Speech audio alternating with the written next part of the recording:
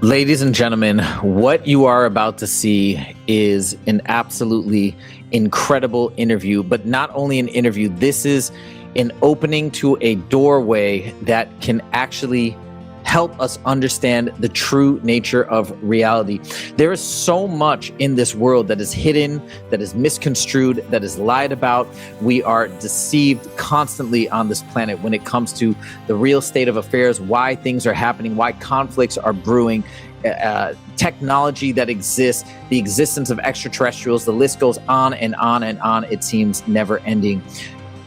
And our one chance to truly get to the bottom of things, to truly have a fighting chance in understanding what's the truth with all of this disinformation and misinformation that we are just overwhelmed with, is tapping into certain abilities, tapping into things like astral projections, out-of-body experiences, and remote viewing. And remote viewing is what this interview is all about. We have a team from Intuitive Underground that is here today, and with them, we are going to dive into some of the biggest questions about existence, about life, and about the beyond, most importantly. Because what's so important about this interview is that the secrecy, the lies, the manipulation, it does not end with life and existence on this planet.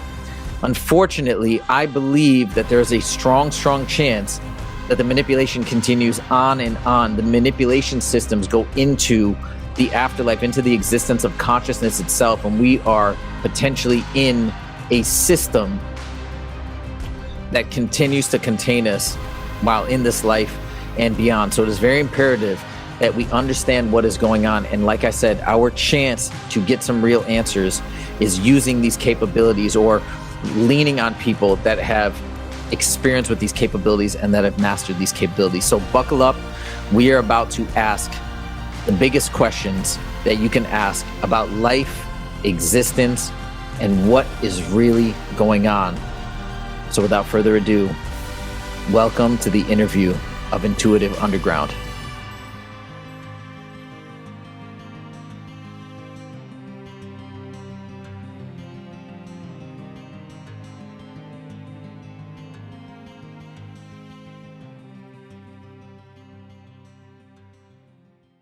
What's up, everybody, and welcome back to another video from Pink Tourmaline. But this is not a typical video. This is not me breaking down a subject or diving deep into a book or different videos.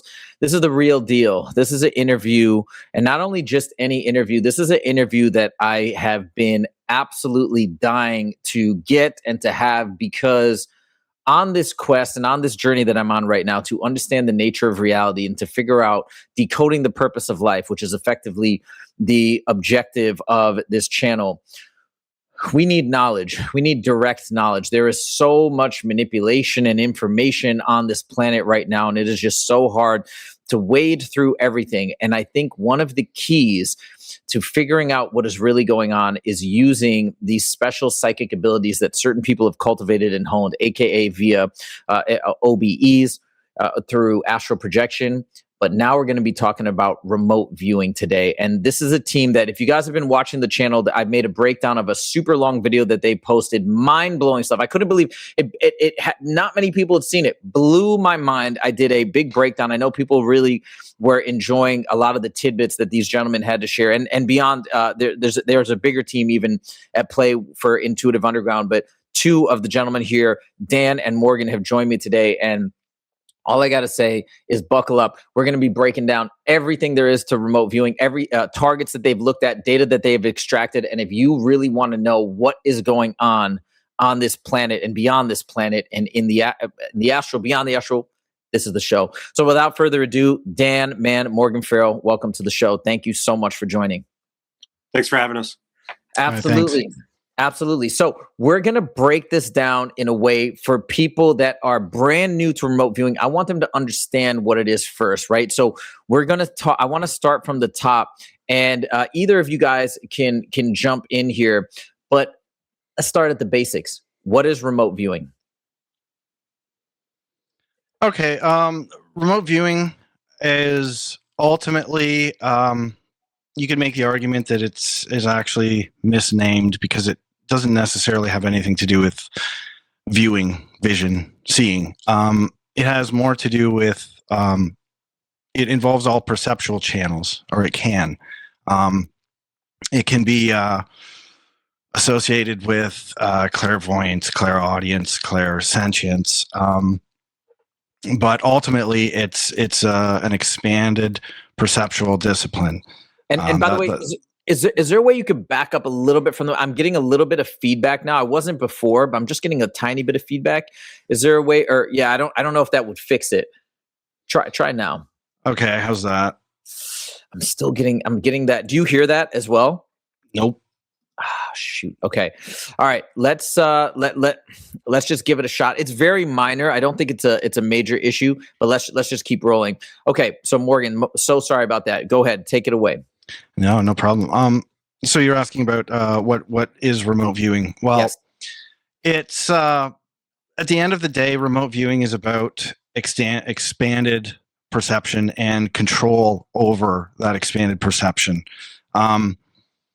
Realistically, you can think of remote viewing as much as anything as an attention management skill. And what I mean by that is it has to do with training yourself to divert your attention from your immediate surroundings to, probably the best way to think of it is a pattern of information. So remote viewing fundamentally operates on the concept that at the core of all existence is information, and that this information field can be accessed mentally by virtually anyone, at least any quote-unquote normally functioning human being should be able. Yeah. Sorry, just to clarify. So basically, are you effectively saying that there's a field of information, let's say, right? And all the information is potentially available to us. We just have to tap in or maybe change our frequency so we can access that information? Yeah, the concept, and of course, at the end of the day, we don't know how remote viewing works. Because we don't know how a lot of things work, especially when you get into the realm of consciousness, conscious awareness. We don't know how that works at all. And so the best that we can do is come up with some approximation and turn it into a working model until we have something better to go on. The underlying concept is largely based in Jungian psychology, the concept of that our minds operate in kind of different capacities. So for example, conscious awareness, subconscious, you have preconscious processing in there, and then down below that, the unconscious. Now, the idea is, probably you've seen some variation of the iceberg model, where you have the tip of the iceberg represents conscious awareness, and the lower part of the iceberg represents the rest of your mental capacity immersed in this sea of information. And that underlying that sea, that's where everything below that threshold, the lemon, really is all connected. So you could think in that analogy of the sea as that field of information, wherein, let's say, each drop, or perhaps even each individual water molecule, contains the information of the whole in a sort of a holographic kind of fractal fashion. That's kind of the underlying idea. And again, it's just, for now, it's a working model. It seems to explain what we see happening. Now we talk about this idea that it doesn't, you don't exactly know how it works, right? But you're tapping into something. Now, how are you guys able to verify that you're actually tapping into let's say, legitimate information? What are some of your verification methods? Okay, well, when you're training, and periodically, when you're through training and you move to operational remote viewing, but especially when you're training, you work against readily verifiable targets. However, you work in what we call a blind condition. And that essentially means that the viewer has zero foreknowledge of the nature of their target. So a given target could be any person, place, thing, or event, or theoretically even a thought or an idea, because again, that all exists as information. So in a training scenario, the instructor will set up a target. It's a predetermined, we would call it a discrete target, which is to say that it's a very specifically identified thing, like I say, person, place, thing, event, readily verifiable. And so what they'll do is we'll set that up in a process we call formalizing the target. And the target can be, I could write it out. I could use a photograph as reference. Now, it's important to remember that in most cases, the photograph is not actually your target. It's simply a reference point, a signpost, if you will. In any case, whatever the target is, let's say something simple like we'll say the Eiffel Tower. Everyone always says the Eiffel Tower. So I would take either a reference photo, or I would simply write out the Eiffel Tower, Paris, France. And then I may add what we would call a temporal qualifier. So now or present time. And then that way, every conceivable aspect of the target is completely predefined. It's now set in stone. That's your target. As a mechanism to blind the viewer, what we do is we attach something we call a TRN, or target reference number. We use 8 digits. The number itself is completely arbitrary. You can think of it as nothing more than a file number. Okay, so let's just say 1, 2, 3, 4, 5, 6, 7, 8. That's your number. So then the viewer is simply provided that the TRN, target reference number. Okay, now their job is to engage in remote viewing in a method of their choosing. And the method is really a whole other topic. There are numerous methods. They're quite different between one another. Dan and I come from the technical remote viewing school. We were trained by Major Ed Dames, and sadly we just lost him a couple of months ago at the end of March. So RIP Ed, and thanks for everything. Ed was he was a unique character in the field of remote viewing, and Dan, correct me if I'm wrong, but speaking at least for myself, I specifically chose Ed to be my mentor because he displayed a very unique kind of strategic thinking in the application of remote viewing that I didn't quite see elsewhere. He had a really very forward vision of what remote viewing could be at its best. He did a lot. He was the first of the military remote viewers to start a company, a private consultation and training company in the private sector. And I've looked up and tried to research as well remote viewing. And the idea is you write down the number. It has no significance, so there's no bias. But is it that there's almost like a mental energy, that is my understanding, that's connected to the person that writes down the number, knows the target, and it's through this sort of like mental connection that they know what the target is. That's how you basically then try to seek that target. Am I kind of getting that right? Yeah, chain of custody. Yeah. Chain of custody, yeah, sure. It's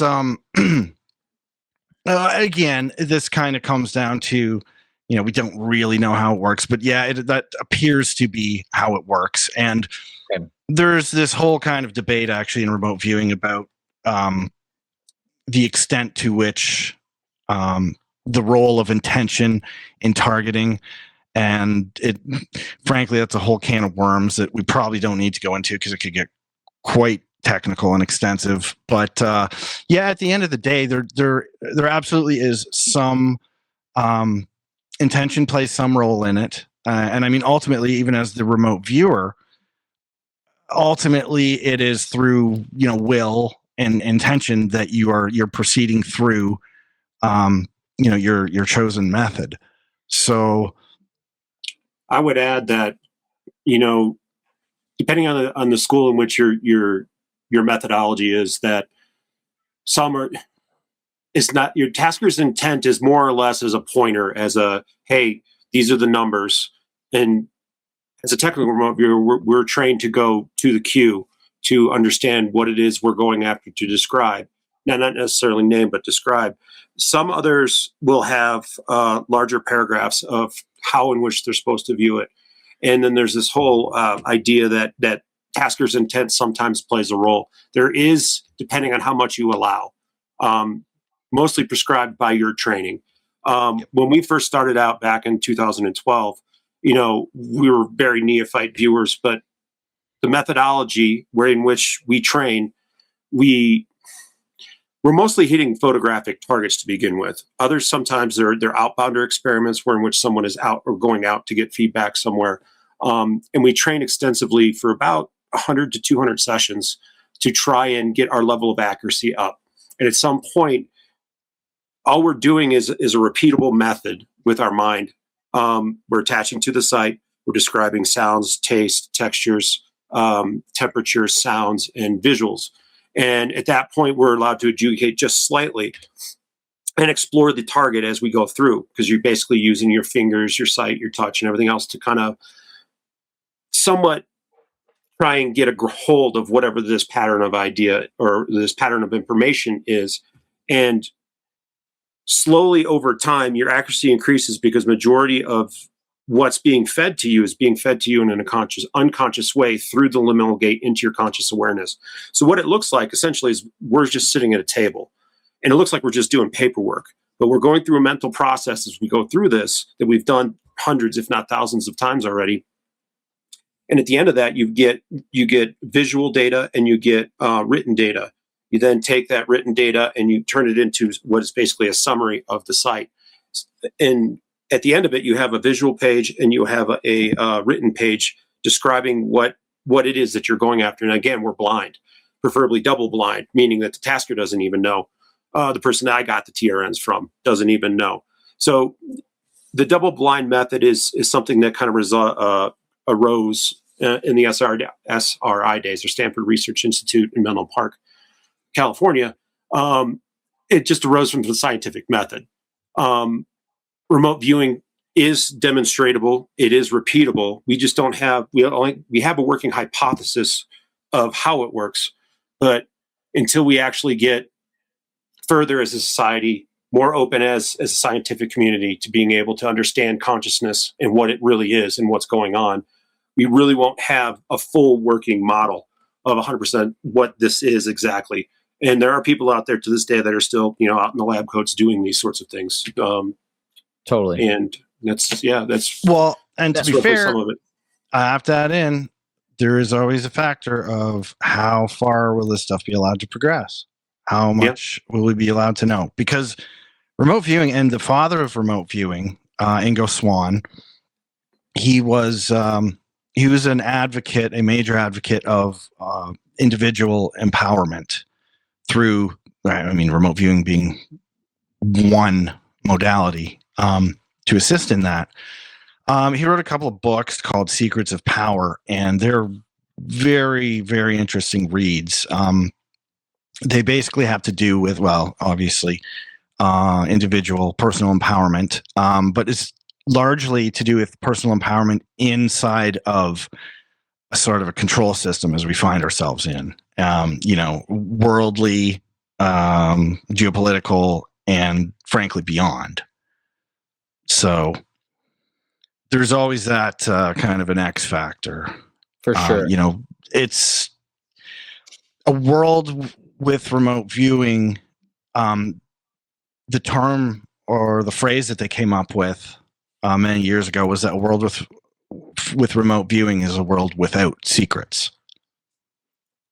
I've thought about this before. I've thought about this like in the sense of a world with, let's say, universal remote viewing, or one stream of consciousness. We could potentially end the ability to have secrecy and sort of open things up, which we're going to get into that later in terms of how all this fits together. And that seems to be in opposition to a system that is currently in place. But we'll definitely get there. I just want to go back to one thing real quick. In terms of those remote viewing experiences, right? You guys have a target. You guys are training. You said you did 100 sessions or 200 sessions in order to hone this ability. Were any of these targets ever let's say something along these lines, where you're in a building. I'm just kind of making up an example. You're in a building, and the person you're remote viewing is at the other end of the building in a room, writing something on a piece of paper or doing something. And your objective is to remote view into that room and essentially observe that person and then say, hey, were we doing this? And then you verify it by the person coming out, or video footage or something later saying, yep, you hit that target. And do you guys ever do anything like this? I mean, you can. I kind of prefer not to. Okay. The closest variant on something like that would be choosing, a place, maybe even some place locally that like a building, a publicly accessible building that you've never been inside, and just there's a particular kind of grammatical language and a kind of a syntax to the way that you would effectively set up a target. But using that format, you would basically, again, as using the signpost analogy, you would write a cue directing the viewer's attention to, let's say, the interior of the lobby of this building you've never been in, and maybe something like the most recognizable feature. So something fairly superlative and specific. So, the most recognizable feature can be only one thing, most recognizable being a superlative. Therefore, you are either going to be correct or you're not. So, yeah, you'd run the session and then, walk or drive your way down to the building, walk in and see how you did. They're all kinds of novel kind of targeting strategies that you can come up with while working in a training capacity, because it really doesn't matter as long as you have that fully verifiable feedback that you did not know beforehand, because that is how you learn, is by comparing your results to reality. And by way of, that's how do you learn anything? By the mistakes you make and telling yourself, don't do that again. 100%. And then you're checking the accuracy and you're seeing what's going on. And I think this is why I want to ask that, because I think this is important for people that are brand new to remote viewing, are saying, what is this? How do you know what I mean? And so just to understand the methodology, I think is going to be useful for people. This kind of goes back to the idea of the training. And I know you were mentioning your mentor, Morgan, and maybe Dan, you can even jump in on this as well. Yeah. You're mentioning your mentor, and this is, I think, very important for people to understand, because your mentor is not somebody who was doing remote viewing, let's say privately, and just developed the skill. No, they're in the military. Yeah. And so I think, and the fact that they're in the military, and I think there's a connection with the CIA and the military with remote viewing. People got to start listening and paying attention to this stuff, because if it's being used by these organizations, there's obviously something very substantial and significant about it. So can you talk a little bit about the training that you received from the military? Just to kind of put a capper on the last part that we were talking about, what you're describing in your previous question was what's called an outbounder experiment. Okay. The majority of the early experiments with Ingo Swann, Pat Price, Hella Hammond, were outbounder type experiments. I wouldn't say majority, but that was one strategy. Yes, right. The reason why I say is at some point they got very bored of it. They didn't want to do it anymore. They did do a fair amount of those. We have run a target, essentially, if I remember correctly, it was something along the lines of me/now, where what we're doing with the target at that point is a way to kind of improve the skills of the viewers that we have going in that particular project, is to have them describe themselves remote viewing in the moment while they're remote viewing it. Interesting things do pop out. We did run that at least once, probably twice, if I remember correctly. And we've had other tangential targets that kind of show up and show the same thing. And where people come back, it's like, this really looks like remote viewing. Like, I'm not sure. And then they see the cue, and obviously at that point, they're unconscious. We'll see the data that it did give out, and then see the cue. And then, okay, these are the corrections that need to be made. As to our backgrounds, ultimately I got started prepping. I was coin roll hunting. It was around Fukushima had just happened, and Ed had been on Art Bell show describing this event. later in And just to explain, Art Bell, you're talking about Coast to Coast AM. Sorry. Coast to Coast. So this show, by the way, if you guys are unfamiliar, probably a lot of people are listening or familiar, but this show dealt with all sorts of wild, like very fascinating, interesting phenomena back in the day. Right. But anyways, conspiracy theory, other things. Excuse me. I was coin roll hunting. I don't know how I happened on the show, but Fukushima had just happened. It'd been like 3-4 days later, and here's this guy on the radio talking about what's going on, and I had no idea who Ed was. I had no idea who George Norrie was. I had no idea of anything about such matters. And over time, I come to find out that Ed had actually, and his team had remote viewed this Fukushima disaster and had been warning about it since about 2007. It happened in 2011. Now, that's the official date. I would probably put it around 2005, 2006. But the dude was about 80 to 90% accurate in the information that he provided in that particular show. I don't have the show's date off the top of my head, but it's easy to go back in their archives. It's out there on the internet. You can find it. So over the course of a little while, I just started looking into Ed Dames. And of course, there's a lot of smoke out there about the guy. He didn't do everything perfect. He was trying to warn people about things that he saw coming. Some things that were correct, a fair amount. I would argue more correct than not. So after having gone through all this stuff, and I was like, okay, well, I guess I'll give this a shot. I'll take a look. And I did the first target from his training disc, and I was like, okay, there's something here. It warranted more effort into try and find, does this actually work? So did a little more work. Before I know it, I'd done enough for myself to know that it really worked. The only question was, how well could I get it to work for me and what I wanted to do? So I started out with the at-home, bootstrapped it. And after about a year and a half, I take a scratch that, go back, about 3 to 4 months after starting the DVD set and getting through, I basically got together with Morgan and a few other different viewers, and we had a practice group, and we would just practice targets. This is circa like 2012, 2013. And slowly after that, I'd spent some time and some money to train with one of Ed's personalized, approved trainers. So I spent some time with them, got better at the skill. So fast forward to about 2016, we'd been working together, about 5 or 6 of us steady, 2-3 times a week at that point for 5 or 6 years. And at that point, I spent the money, drove out to California, just outside of Sacramento, up near Folsom area, and trained with Ed for about a week, 2 weeks, about 8 days total. After that, usually after those, you're pretty decimated, and you still got new skills that you need to work into the fold. And with learning these new skills, it takes a little bit of time to get the unconscious to really, 1, get used to the new methodology that you're trying to learn, and then 2, get your accuracy up, which takes a fair amount of time. And after that point, we had been working together for 8 years, and in 2024, I think fall of 24, I went and saw Paul Smith, who was also one of the original guys in the Stargate program.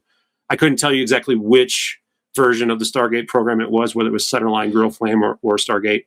Can you explain what is the Stargate program for people that are unfamiliar with it?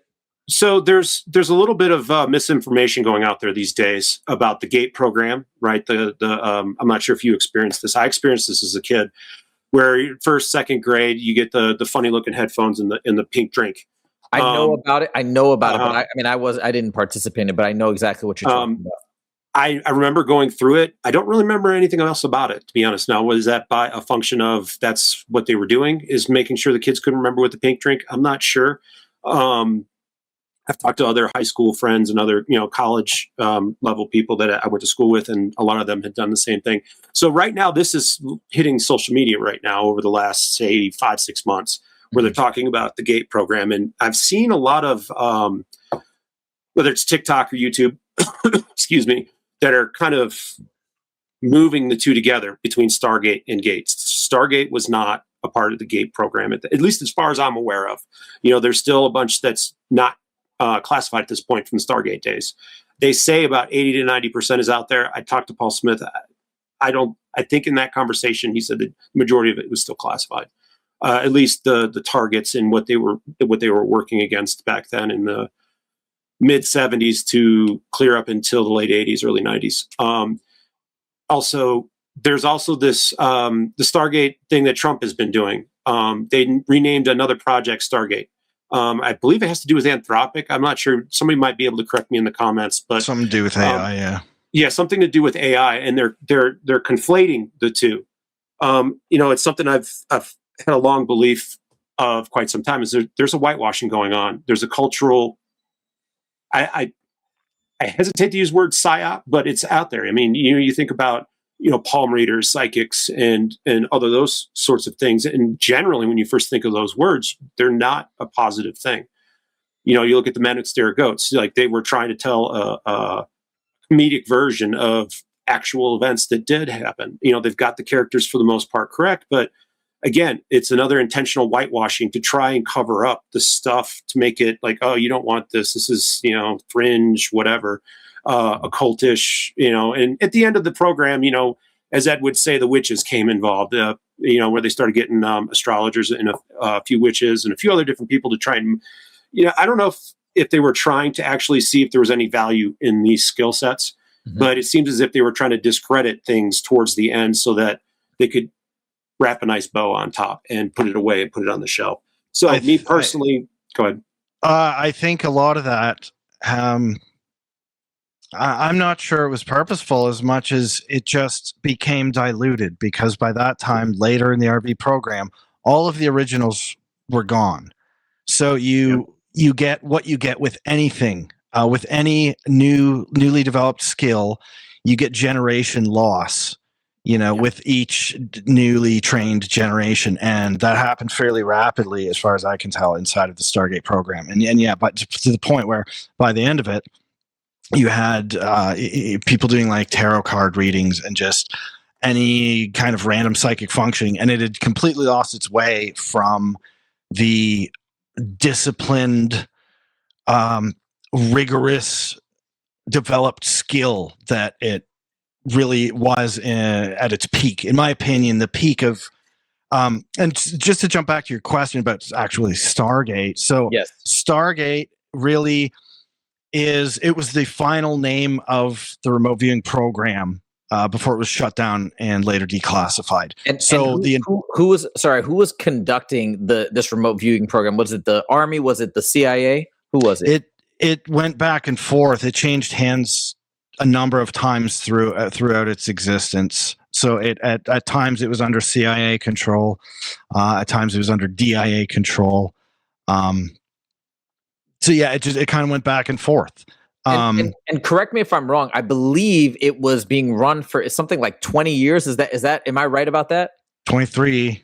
1972 was the initial kind of, let's see if there's anything going on here, right? Because we all know the kind of the basic history behind it. The idea was the intelligence communities kind of, they'd been hearing rumors for some time at that point, and they started to become credible rumors that the Soviet bloc was using psychics for some form of espionage with some degree of success. They had a psychic spy program in the East. So military doctrine, and obviously it makes sense. Anything they're doing, we need to do better. That's the idea, right? So that kind of, and how do you start that? Well, you get some open-minded scientists, physicists. You have them design as best they can airtight testing protocols, and then you bring in credible or apparently credible psychics, and you test them under those conditions. And they went above and beyond. In fact, they brought in professional cold readers, stage magicians, and everything to consult with them and say, how can you help us make these experiments airtight? And so very quickly they found out that, just like Dan said, and just like I had the same experience when I first started, very quickly I found out, okay, there is something going on here. There's some effect. Yeah. Like, as a first timer, I wasn't good, but it was enough that there's something happening here. And I just want to throw something in here. By the way, while I say this, would you, Morgan, just see if you can maybe reconnect your mic? I don't know if that's going to fix it. I know both Dan and Morgan said we should anticipate some potential technical glitches. Unfortunately, it's very minor. I don't think it should be a big deal. Just see if there's anything you can reconfigure the mic, or if that might help. But real quick, I want to say something as Morgan's doing that. just think about what they've just talked about, and the lengths to which the government tried to investigate this, and the length of this time period that this program was run. 23 years, operated by multiple branches of the government. The reason why I say this is because when you look this stuff up online or get the AI summary or the overview, what it often will say is that, yeah, it's declassified. There's documents that are now released. I'm sure it's a small smattering of documents, but they say that after those 23 years, and I laughed when I read this, after those 23 years, that there weren't major substantial findings in relation or connection to the technology or to this process actually meriting further review, which I thought was bananas to me. Like, what are your thoughts when you see something like that, Dan or Morgan, when you see something like that where they say it was researched for the program went for 23 years, they're saying, yeah, but it was kind of inconclusive. Yeah, $25-30 million they spent on that. You should be able to take a look at everything that they've had. I can understand some of the Cold War targets looking into, where's this hostage? Where's this down plane in Africa? Although that one in particular I don't think it's been fully released, but a fair amount of Hella's work is out there on that. Mm-hmm. Some of the sensitive stuff, I'm sure, from behind the Iron Curtain. Yeah, I mean, sure, there's reason for having some of it classified. I get that. But, your government spent a lot of money and a lot of time when a lot of people spent a lot of money and a lot of time to, see if there's something there. And then to start whitewashing it right afterwards and then try to discredit it and keep it discredited, whether it's, with a statistician or a skeptic, or, other media personalities coming in to kind of whitewash, yeah, it's really sad. But I think at this point and where we're at right now, I feel that there's a lot of people who are waking up, not only being awake, but also having the courage to ask those questions. And not only that, but to have the courage to try it for themselves. A lot of these days, we'll be on whether it's a Reddit forum, although we don't really spend too much time on Reddit anymore, but a Facebook group or somewhere else. And you get those skeptics like, yeah, prove it to me. It's like, well, to be honest, I spent my time. I investigated it for myself. I hope that you would spend your time to look into it for yourself. We're not going to have all the answers. I want to do that. Like, if I were to ask you guys one day, could I come down and train with you guys or something like that? Is that something that I could be able to do, or maybe other people, or how would that work? There's plenty of online teachers. Okay. Morgan has a business with that. There's a myriad of people out there. You can jump on the Facebook group, do your research. I always personally, I always recommend the originals if you can. Okay. They're not going to be around forever. We just lost Ed. I was grateful to him for taking him in and allowing, me to understand how he saw things, what he saw. Not only that, but like a lot of people didn't really know Ed enough to see him. He's a great guy. He's a sweetheart. There's an Ed that's on the socials or on the radio shows or on the television shows. And then there's an Ed that's a grandfather. It's a father to a couple of amazing children. Go see the originals if you can. Right now, I'm trying to convince Morgan and a few of the other guys that we've worked with to go to the Monroe Institute. And while I'm there, I plan on spending a week or two with Joe McMonagle, who in himself is an amazing story. If you guys haven't read his books or seen him on the Sean Ryan show or on other different ones, sorry to name drop if that's a problem, but no. He's out there. You can find him on YouTube, and hearing his story and how he developed it, even in his book, just the way he developed it, it was out of necessity. It was just plain saving his own skin in Vietnam. Some would argue that he had it beforehand, and I think he would say that too. But it really became a useful tool to him in Vietnam and the rest of his life. So I don't know. He's older. He's pushing 90, right? I think. I gotta tell you guys something. I'm going to Monroe in a month. Oh yeah, yeah, nice. Or like Congratulations. a little bit more than yeah. I've been freaking out about it. I'm so excited. So that is, I'm so glad you said that, because I was going to ask you what you think, and the fact that you guys want to go there, that really makes me excited. So yeah, that's coming up. It's a part of my personal quest to find out what the hell's really going on, and I feel that if you haven't done enough to try and get out of your skin and go look around and see what's going on, like even if it's just a mental ERV projection sort of thing, I'm fine with that too. But essentially, for those who don't know, it's essentially, if I'm not mistaken, it's a float tank type experience. I looked into it last year before I went and saw Paul Smith, and I thought, well, maybe I'll go to Monroe if I can't go see Paul. Then I looked at the reservations and how long it took to get into the Monroe Institute. It was like another 6 or 9 months wait just to be able to get on the list to get in. And it's something I hope to do. It's so crazy. Now, I want to jump to our next topic, which you guys talk about in that lengthy 6-hour video about different targets, and you talk about the data, as you mentioned earlier, right? A lot of the stuff you're getting reports, you're writing things out, and I think the importance as well. We want to touch on this, that you guys have a team. You guys aren't doing this independently. You're corroborating the data, which just straight up scientific method, good science, good analysis. You guys are doing your due diligence to make sure, hey, like, where are we seeing the intersections? Where are we seeing the hits? And I think that's so valuable to what you do, and just like being able to verify what you guys do. Now, I'd love to know, have there been any, and let's just leave it to Earth, because we're about to get into the deep stuff in a second, but let's talk about different Earth mysteries or different times in the history of Earth that you guys have remote viewed and been like, oh my God, we saw this and it blew us away. Is there anything that comes to mind for either of you? Real quick before Morgan, or I come up with an answer. That's one thing we didn't hit earlier. When we work, we work with a team of at least 3 or 4 viewers, sometimes 5. You have a project manager, and you got 4 different remote viewers. Like, they don't know what they're working on, and they don't know what the other person is working on. And we find that there's a great advantage of having several different viewers all at once. And when we see it with future forecasters, we see it with other people, that you have 4 people who are blind to what they're working on. They're just going through their methodology. They're sitting at a desk writing down perceptions as they come in, and then once everyone's finished, we get together and we have like a 3 to 5 hour conversation. What do we all have? And when you've got 4 or 5 different people who've working the same target, blind to each other, and they're all saying the same thing or roughly the same thing, it is mind blowing. The first time that actually worked for me, I was just like, wow, I couldn't even explain at the time how I felt, because it's just one of those things that happen from time to time that refills the tank. Because, we've been at this now for 14, almost 15 years. And, you hit these barriers. Like, do I want to keep doing this? Do I want to keep going with this?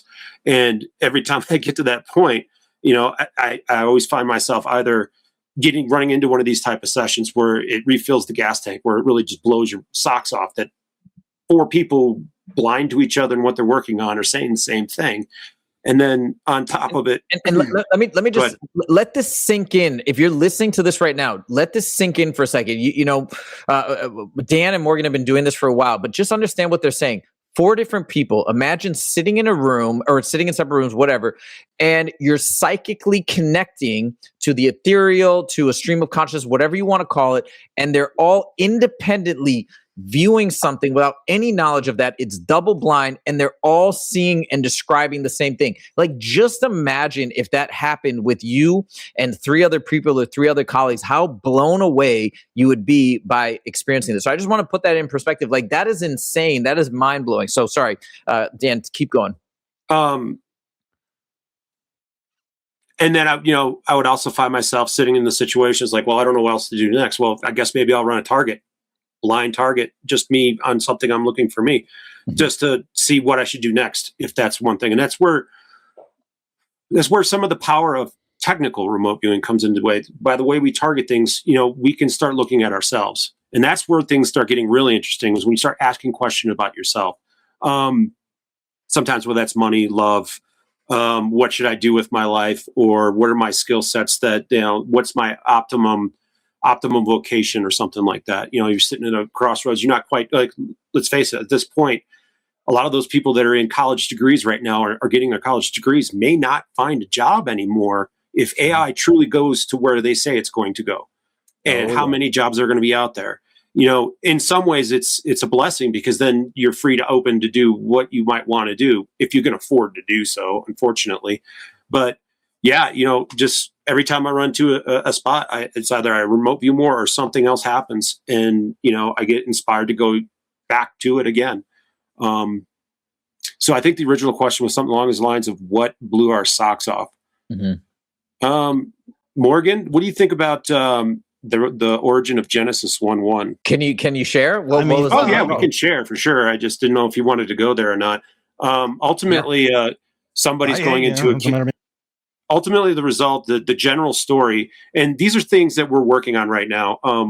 We're hoping to, at some point, sometime soon, to eliminate the man hours by using AI to be able to get all these projects, this backlog of stuff that we have, at least into a short TikTok or into a short YouTube video or something along those lines. Plus, with data-driven reports, like the idea is to what we find at the end of these projects, right? So we have these projects, and we've worked. I don't, me personally, I'm up over the 900 mark, almost 1,000 at this point. I would say somewhere in the neighborhood of 400 to 500 together as a group. And that group, just like a band, you might lose a bass player, you might lose a drummer to whatever, but like we lose people and then we get new ones that come in. We're lucky enough to have somebody else joining us here shortly. I don't want to name names or anything like that yet, sure. But we have like 4 or 5 hour conversation about all this stuff, and we have to turn it into a transcript and try to feed it into an AI to create a summary, and then to create storyboards, then to create scripts, and then to create all this other stuff. And when it comes to articles, obviously, those are like 3-4 months to write an article, just doing all the man hours ourselves. So we're hoping at some point real soon, in the next couple of months, to have something out there and start really putting out some of these topics. Topics like the Pareto principle, or again, Genesis 1:1. We didn't quite get a clear result on the Great Reset topical search, but that was some interesting stuff. But ultimately, the story, we get these metaphorical stories at the end of these 3 or 4 hour conversations. And the general idea when it comes to the origin of Genesis 1:1, and I'm not looking to cause any kind of religious outcry or anything like that, but ultimately it was a person in a cave talking to this robotic type kiosk. And the kiosk starts spitting out this information of Genesis 1:1, which I can't remember exactly off the top of my head, but something like is first there was the word, and then there was light, or something like that. Mm-hmm. The origin of that particular text came from what we believe to be some sort of automated intelligence of some sort. What? Wait, and then so wait. We don't have much detail about everything on this now. Now keep that in mind. But yeah. Okay. Oh my God, this is wild. So this is okay. So that one really blew your socks off. That's yeah, I did. And how do you choose? How do you choose the targets? Is there things that you guys are have common interests for, or is there kind of a collective that you guys go to people that are following you and say, hey, what do you? Yeah, how do you guys choose targets? Normally, it was just our own questions that start when we first started in 2012, 2013.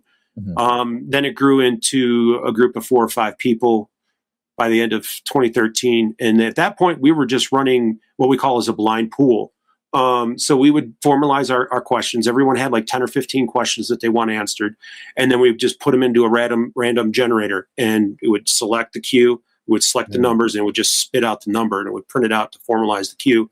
Then we'd take the numbers, the tasker would task us as a way to kind of keep double blind, and then we would run those. So a lot of these targets, a lot of my targets were personal stuff about what's going on with me, spiritual, mostly money, mate, or significant other, or trajectory, which is what we call is like, what's the best avenue in front of me should I choose in my life to go do something. That's so cool that you can remote view yourself and extract all this information. Yeah. Now, I want to set the stage for what we're about to jump into next, because now we're getting deep, and this is why this topic is so absolutely important. Whether we're talking about remote viewing, also I kind of consider out of body experiences, astral projection, in that same lane of just having ultimate importance. And here's why. I want to preface it this way. I was starting to get into a lot of NDEs and understanding the nature of reality from that vantage point. In 2024, I was going through something traumatic for like that entire year. And that caused me to look at all this type of information. And first, you would say I was kind of going down a new agey type of path, where that was starting to blow me away. And I said, okay, they're all saying the same thing. It's peace and love. It's learning. It's a school. This is beautiful. And then so ultimately, a lot of the comings and goings on this planet or in this reality seemed essentially trivial, because really, ultimately, whether we acquire assets or lose things or whatever, it's all intent. It's all by design. Everything is planned out. And so we're pretty much doing exactly what we're supposed to be doing here on life. that relieved me of a lot of pressure at the time and just said, oh my gosh, okay, so we're all here with a preset design to some extent. And you could say like, yeah, there are negative things happening. They're suppressing information, suppressing energy technology, all the stuff that we've learned about in the world of conspiracies. They're terrible. They shouldn't be happening. But ultimately, when we leave this vessel, when we leave this body, everything is beautiful and everything just wraps together beautifully with a bow on top, and we're good. So, yes, things are very messed up and very problematic on this planet. But once we exit, everything makes sense. And that gave me a lot of comfort. Well, here's where things get interesting.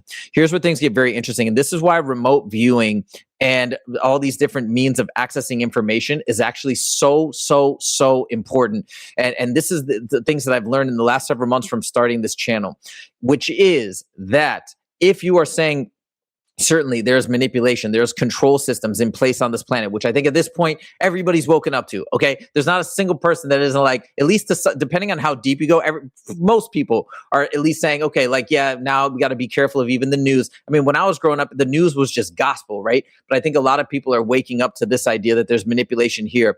But here's where it gets wild, and here's where it gets really, kind of not so happy, is that the idea that the manipulation and the entire system is not just about what's happening on this planet.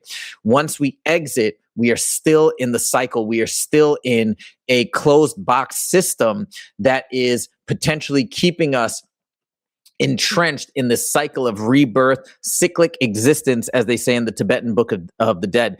And these means of accessing information is kind of the only way, as far as I know, to really get the full picture and understanding of what's going on. So this is why what we're about to talk about next is so absolutely important. So I'm going to turn it over to Dan. I've heard you guys in the videos talk about Loosh, talk about NDEs, and I'm just going to let you take it away. What have you seen with respect to the overarching system? Before we get started, though, I do want to say one real quick thing. Yes. Morgan, if you want to jump in here and maybe address some of this, at least from your point of view. We don't have all the answers. Okay. First off. Second off, this is some pretty dark stuff. And it's one thing we forgot to talk about in our last show with Mav on Tailspin, is that this gets pretty dark. And we suggest that people take it and sit with it. And it takes a while. When we first started getting this information out, really right away in 2012, we didn't really know it until about 2015 when we started hitting other targets that we were actually been working on some of these tangential ideas since we started with the Ed course and then his forums back in the day. We hope that people work with qualified medical psychologists and psychiatrists. If you've got an issue with depression or other maladies, we suggest that you don't listen. Work through your stuff. It's one thing that is very common this day is that everyone's walking around with some level of trauma. I have my own. I work on my own, but shadow still comes out in popular psychological vernacular. But just sit back and try not to take it too harsh, essentially. But I also want to say too that Dan has done a really good job in the videos. Look, but I think you should take exactly what he said to heart. If this is not for you, or if you don't want to go down this rabbit hole, then you absolutely tune out. But what I love about the message, I feel like that Dan, if I think it's you that's generally the one that I've been hearing, that is, and look, I'm the same way in life. There's always a positive message. And I don't think it's by fabric. You're not like just manufacturing positivity, but there is positivity to be had in everything that you guys have been seeing and observing, which is empowering, which is about our sovereignty and all these. I just want to throw that out there. But anyways, could we jump back to, could we jump back to what Dan, would you be able to cover and kind of jump in on this topic? The first thing I want to say after the disclaimer. Yes. Yeah. When we first started running into this stuff in what would have been 2015, we had a bad year. We hit the most significant remote viewing target. And then within a target or two, it was the topical search on MOKSHA, which loosely translate the ability to escape the reincarnation cycle, if I'm not mistaken.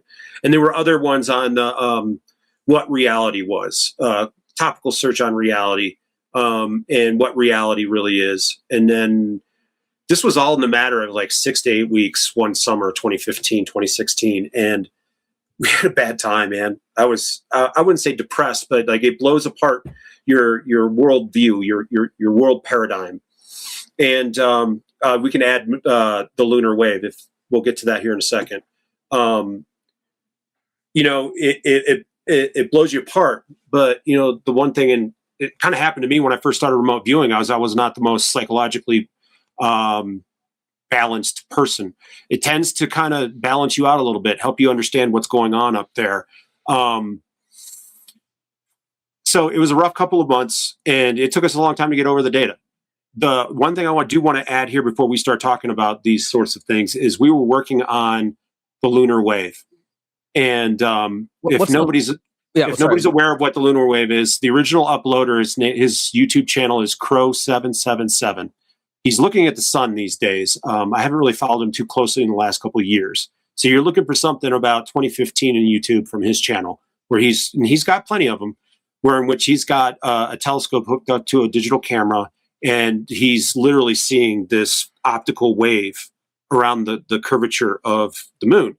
And that was a target that somebody had put into our pool. And first of all, it's real. It knocked my socks off when I saw that it was real. And ultimately, the result of that particular session was the wave is real, and what it's doing is creating an image barrier, not only for us on the Earth looking at the moon, but the moon looking back at Earth as well. We had... Just to clarify, so you're saying there's a wave maybe of energy or of some frequency being emitted from the moon?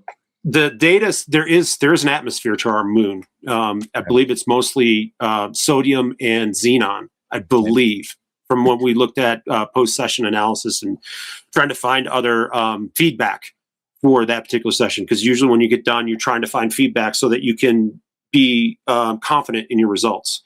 And in that particular session, it was describing this wave as a refresh for this this field or this vision or this I don't want to say holograph, because it's going to lead to a whole lot of different conversations, but ultimately it prevents somebody on the moon from seeing the Earth as it truly is, and it prevents people on the Earth from truly seeing what the moon as it truly is. Now, we had dust, we had craters, but we also had civilization underneath a broken bubble, and we don't have any kind of parallax for time, so we don't know how long ago this civilization that was there, but at the time, yes, this thing is real.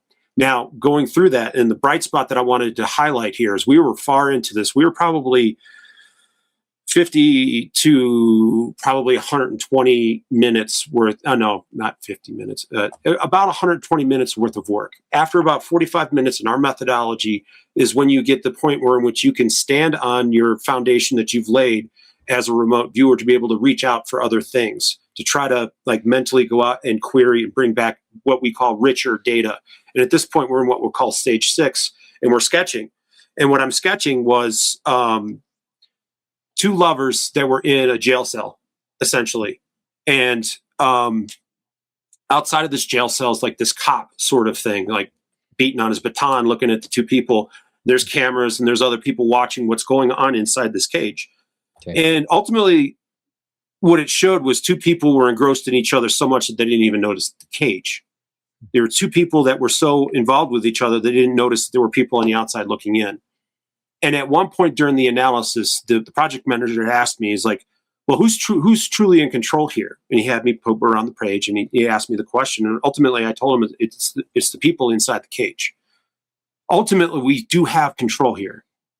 As we will find out probably somewhere down the line, whether it's this call or maybe perhaps an addendum later that we might do, ultimately, we have the power to have the control here. Everything that's going on that we're about to go through, we are the source of the power. What happens, we can choose. Ultimately, choice. And we'll get into free will and destiny here in a little while too. But we have the power. They do not. So keep that in mind when we start to go through this stuff. 100%. And I've been like, again, this is not something that you guys have told me, but this is the conclusion that I've been coming to the more that I've dove into all this material, and the more that I think about, if there's so much manipulation and so much happening to keep us, let's say, entrapped in this system, well, we must be pretty darn powerful. There must be something pretty special about that. So that resonates with me so much, so much. You know, I know that I can hear the people in the comments already. Just calm down. We'll get to it. Everything's going to be fine. At worst, we'll be releasing stuff as soon as we can get it together. I don't really need, but people should understand that, you know, there's not a whole lot of money in remote viewing. A lot of the people, like, I can't make a living doing it. I work for a living, and so does Morgan, and so does everyone else that we work with.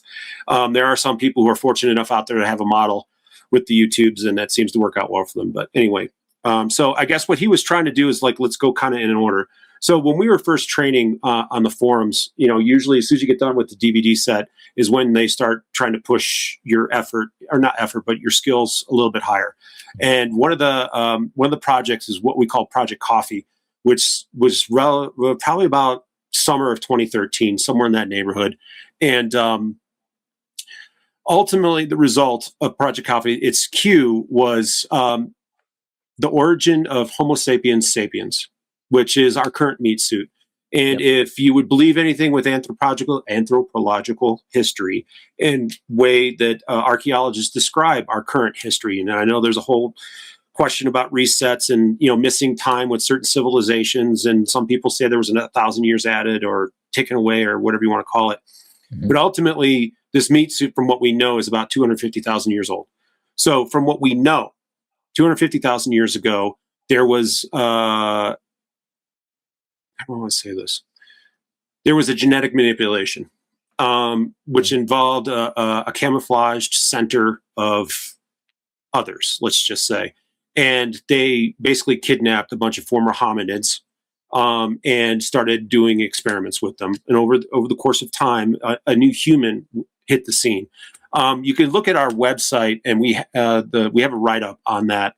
I think it's the Origin of Modern Man, I believe, is the article. Go through and read it. We have more statistics, like, you know, this particular skeletal remains that was found in this particular area with this, you know, with these attributes at this particular area. But ultimately, there was a new human on the scene, a new Homo sapien. And I believe who kidnapped these hominids, and who did this? At that point, it's not very clear. We don't start working on these guys. We don't start seeing these guys in full detail until basically the next project. Not really full detail, because we don't know much about them in general, because we're just, at this point, as we're working, we're just hitting targets. We're just asking questions and hitting targets. We don't get to putting all this stuff together until like 2016, 2017, 2018. Then we start hitting more of it in 2020. So, like, this stuff takes time because of the blind protocol. We need to run other targets. And then on top of that, we need to run other calibration targets to make sure that we're accurate. And other subject matters come up, optimum health trajectories for other people, most significant false beliefs, gold targets. That's a whole nother ball of wax that one of our associates and I are thinking about putting something together about how we're using remote viewing to try and find gold targets all throughout the United States and other countries. But anyway, so we get to the point where we see that there's genetic manipulation is the total answer, really. There's details around that concept, but that's ultimately the answer from Project Coffee, is that there was genetic manipulation to create a new version of human meat suit, so to speak. And we moved from Project Coffee into the most significant remote viewing target at that point. And that was about a year or two later, I think, at that point. And that's when we start getting this idea that the most significant remote viewing target is the light trap, that there are souls that are coming off of these dead, dying things that are being put into a box, and that this light is associated with this box. Okay, it's a little strange, but we all came to the same consensus at the end of this call, that the light at the end of death, at least from what we think as humans, is a trap. Now, I believe Joe McMonagle has worked something on the light at one point, and he kind of, in his extended remote viewing sort of way, or it's hard to say what he does exactly, and I don't want to get into technical details, but basically he moved to the side and saw that there was an edge to this light and that there was something on the side of it was projecting the light. There's other examples in history and in media. John Lear in the Coast to Coast AM shows described this situation about not going into the light. It's present in a lot of different places. We're not the only people that have purveyors of this information. It's many spots. Yes. You look at the ancient Vedic culture, they talk about this reincarnation situation in the light. Other civilizations do too. You've done more work and read the Tibetan Book of the Dead, and I have not. Yes. Egyptian Book of the Dead. I would imagine there's something involved there as well. Then you look at the Gnostics and their whole process of trying to get out of this trap. It's very complex in their vernacular. Yes. So I just want to make sure that everybody knows that, we are not the purveyors of this information. We're confirming for remote viewing evidence that these other historical civilizations and other people have talked about this. Now, of course, it's lost to time, and it's being destroyed in wars or in great fires of great cities and that kind of stuff, and civilization reset. But it's there, and that's what we get out of the most significant remote viewing target. And then we run into the topical search of MOKSHA, the term MOKSHA. A topical search for us is when we don't know what we're asking. We're just doing a probe. Okay, what is this? What is this concept? And each individual viewer, based on their own education, their own experience, and their own general lexicon of knowledge, will put out a metaphorical story generally by the time they do a session, 2 sessions, 3 sessions. The idea is to get it in the first session, but sometimes these things are very large, these concepts, and it requires multiple projects. And the MOKSHA idea was to just don't go in the light, bro. Don't go in the light.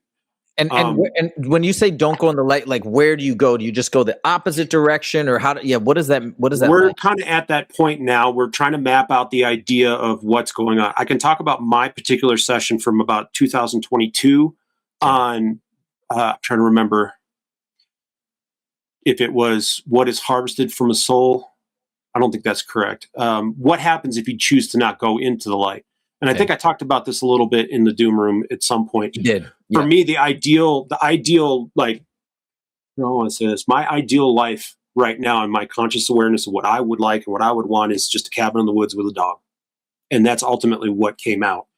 Now, it doesn't mean that everyone's just going to go by themselves. We can look to other people's works. Robert Monroe talks about it a little bit in which he's traveling on with his buddy that he doesn't know the name for, which winds up being his future spiritual self helping him out in the present sort of thing.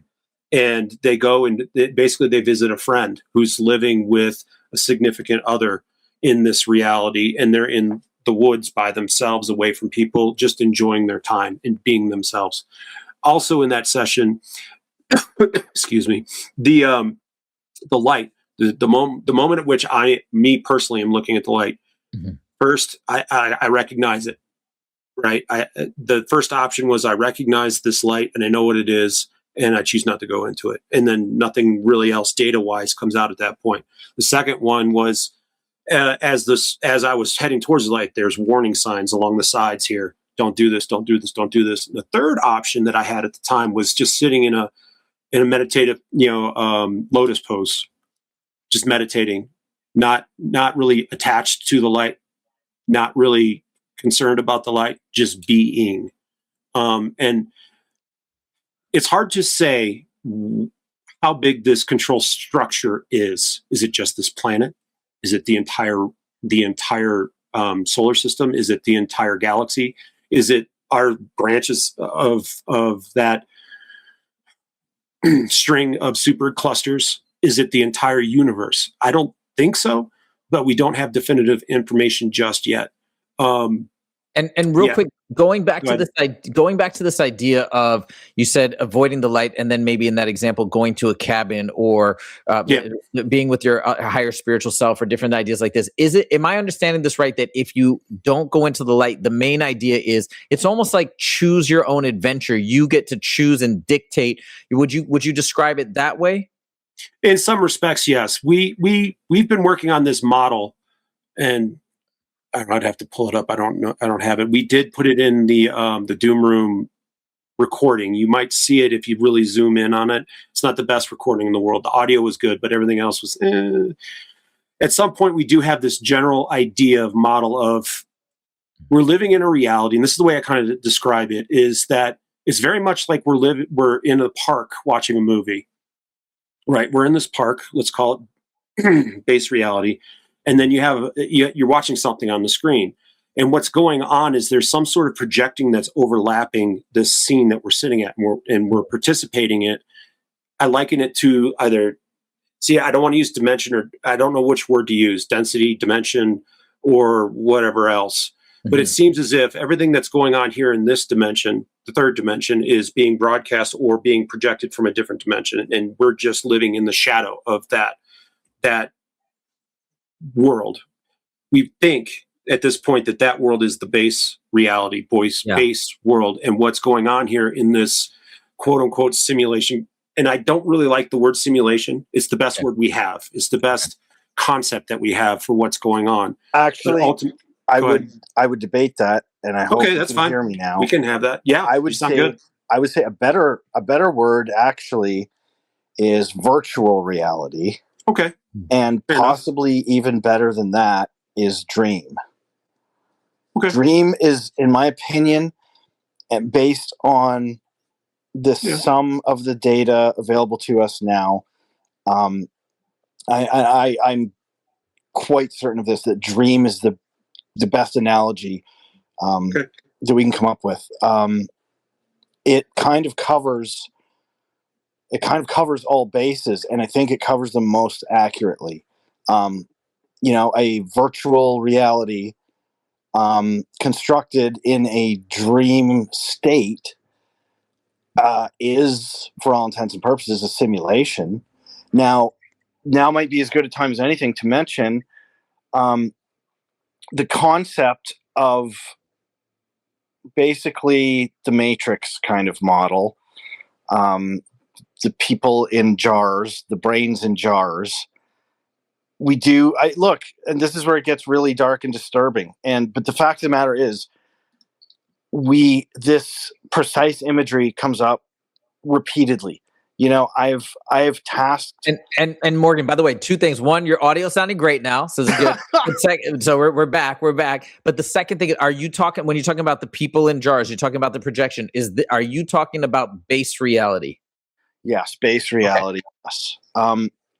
And this is where the idea of, we've kind of conversationally, excuse me, we've used the term prison planet before, but that's not really accurate. I think prison reality is much more accurate. And what our data basically tells us is that there are a bunch of us, people, the genetically engineered hominids of Earth, Terra, base reality, who were imprisoned and subjected to pretty horrendous experiments, and at least one branch of the experiment is effectively running this, and here I will use the term simulation. But how is it a simulation? Well, it's a simulation in that these people are basically placed in some form of stasis or coma, and they're basically in a tank. Like, visualize the Matrix pods, or the what are they called? The healing tanks from Star Wars. You're suspended in this fluid with a breathing apparatus, and in this case, something akin to like a Neuralink, basically. So you're all wired together, and there is a technological component that is kind of, I think, regulating the dream, the shared dream. And that's basically what we're looking at here. We're inside a shared dream. The real physical us is in a suspended in some fluid somewhere. That as ridiculous as that sounds, yeah, trust me, I know, but the data brings this back repeatedly. And I mean, I'm telling you, I've tasked this to people with the hope of them actually disproving it. Like, I want to see something else, right? And Yes. invariably, they come back with the same imagery every time, that there is this subterranean, literally under the ground, basically the basement of this large structure. And in this basement, there is where these experiments are being conducted. And And is this data, by the way, outside of your team, that other teams or other remote viewers that you've conversed with are also seeing roughly the same thing? I don't know. I think to some extent, but to be fair, I purposefully keep other public remote viewing groups basically at arm's length, and it's nothing personal. I just I don't. And I don't mean this in a rude way, but I don't really care what they're doing. Got it. Okay. I don't want to be influenced by them. Sure. I see, of course, this kind of stuff, like other remote viewing groups, their work comes across my feed. I see it, but I don't actively follow it. The trouble is, what I have seen is that some people who have come across this data and adjacent data have either, at some point, they've either decided that no, their work was wrong, at least in that case, or that any number of excuses, but they effectively denounce their own work. I've seen that.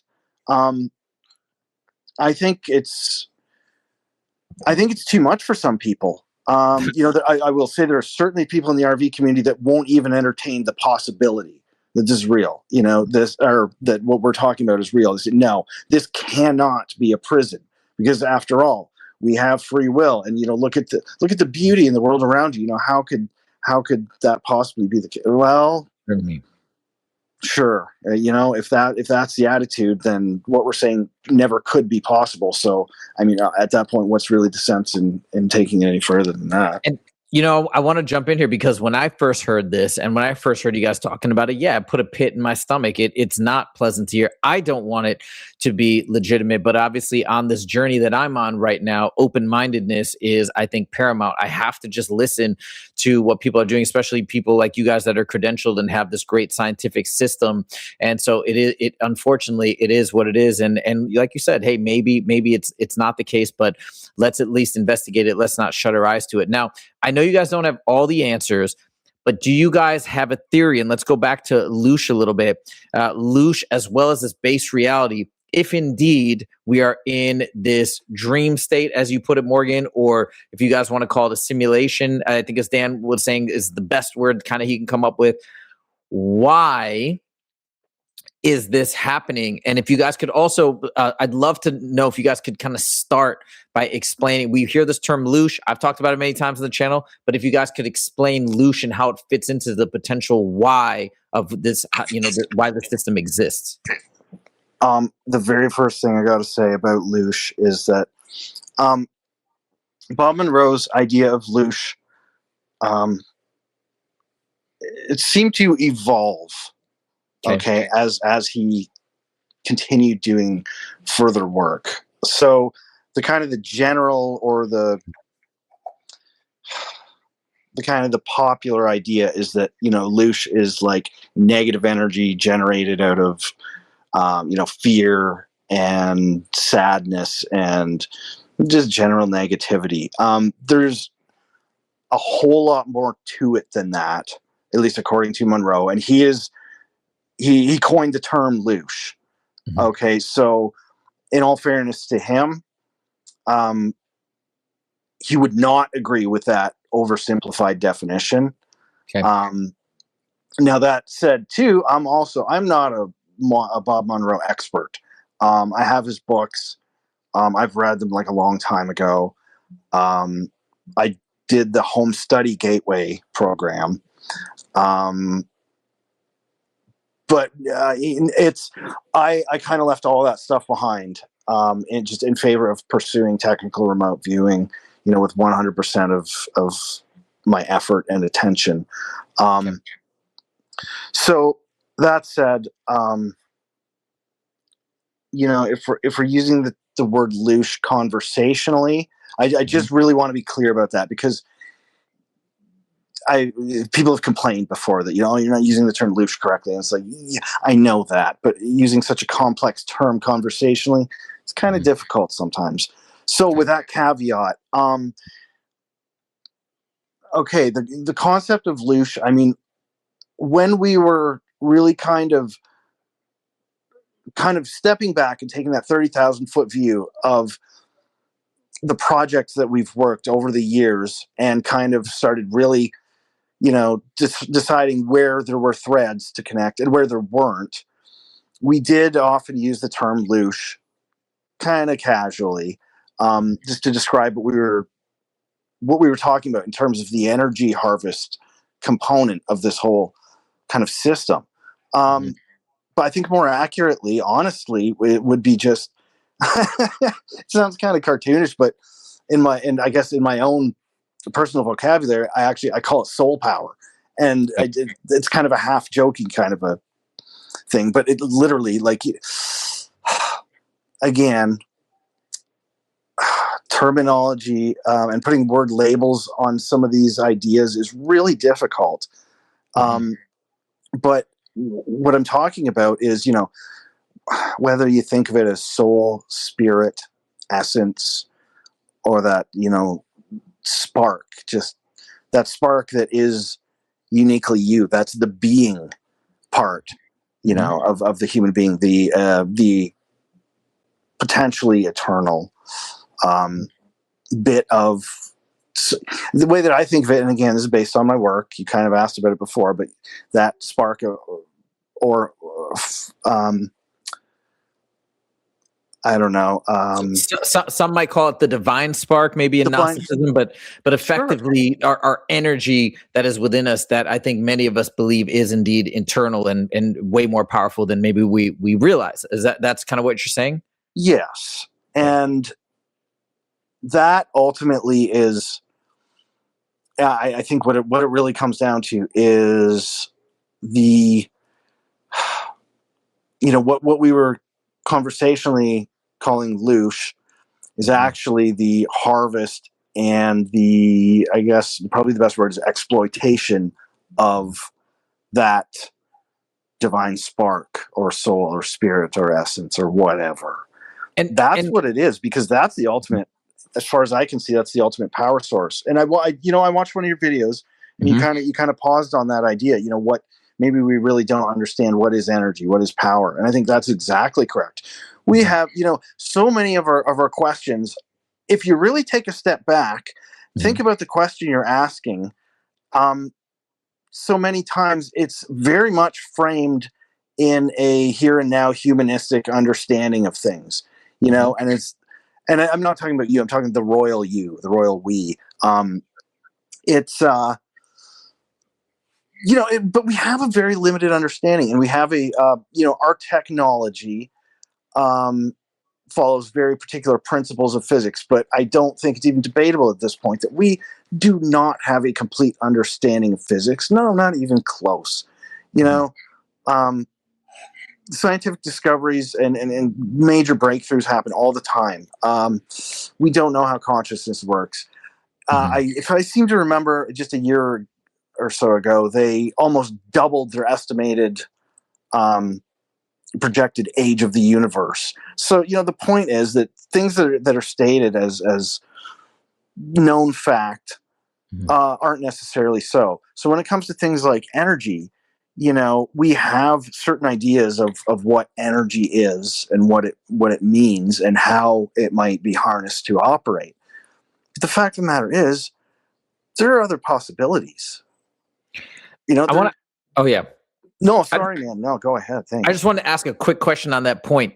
Is it possible? And I know you guys don't have all the answers, right? Sometimes I feel like I don't want you to. I'm just so fascinated to finally get you guys on an interview because I do have a lot of questions, but I'm not trying to put pressure. I hope you don't think I'm trying to put pressure on you to come up with all these answers to these massive questions. But no, not at all. Is there anything that you guys have seen in the data to potentially imply, right? We're talking about energy, Loosh, and the power of the eternal spirit, and that being the objective of this whole system. So obviously we must have a heck of a lot of power if this whole system is built for us and possibly being powered by us. Is it possible that we are powering everything and we are that powerful, and that Loosh, or this idea of the energy G that is being emitted, is potentially behind all the energy in the universe, 0 point energy, and all of the above? It's a good question. Well,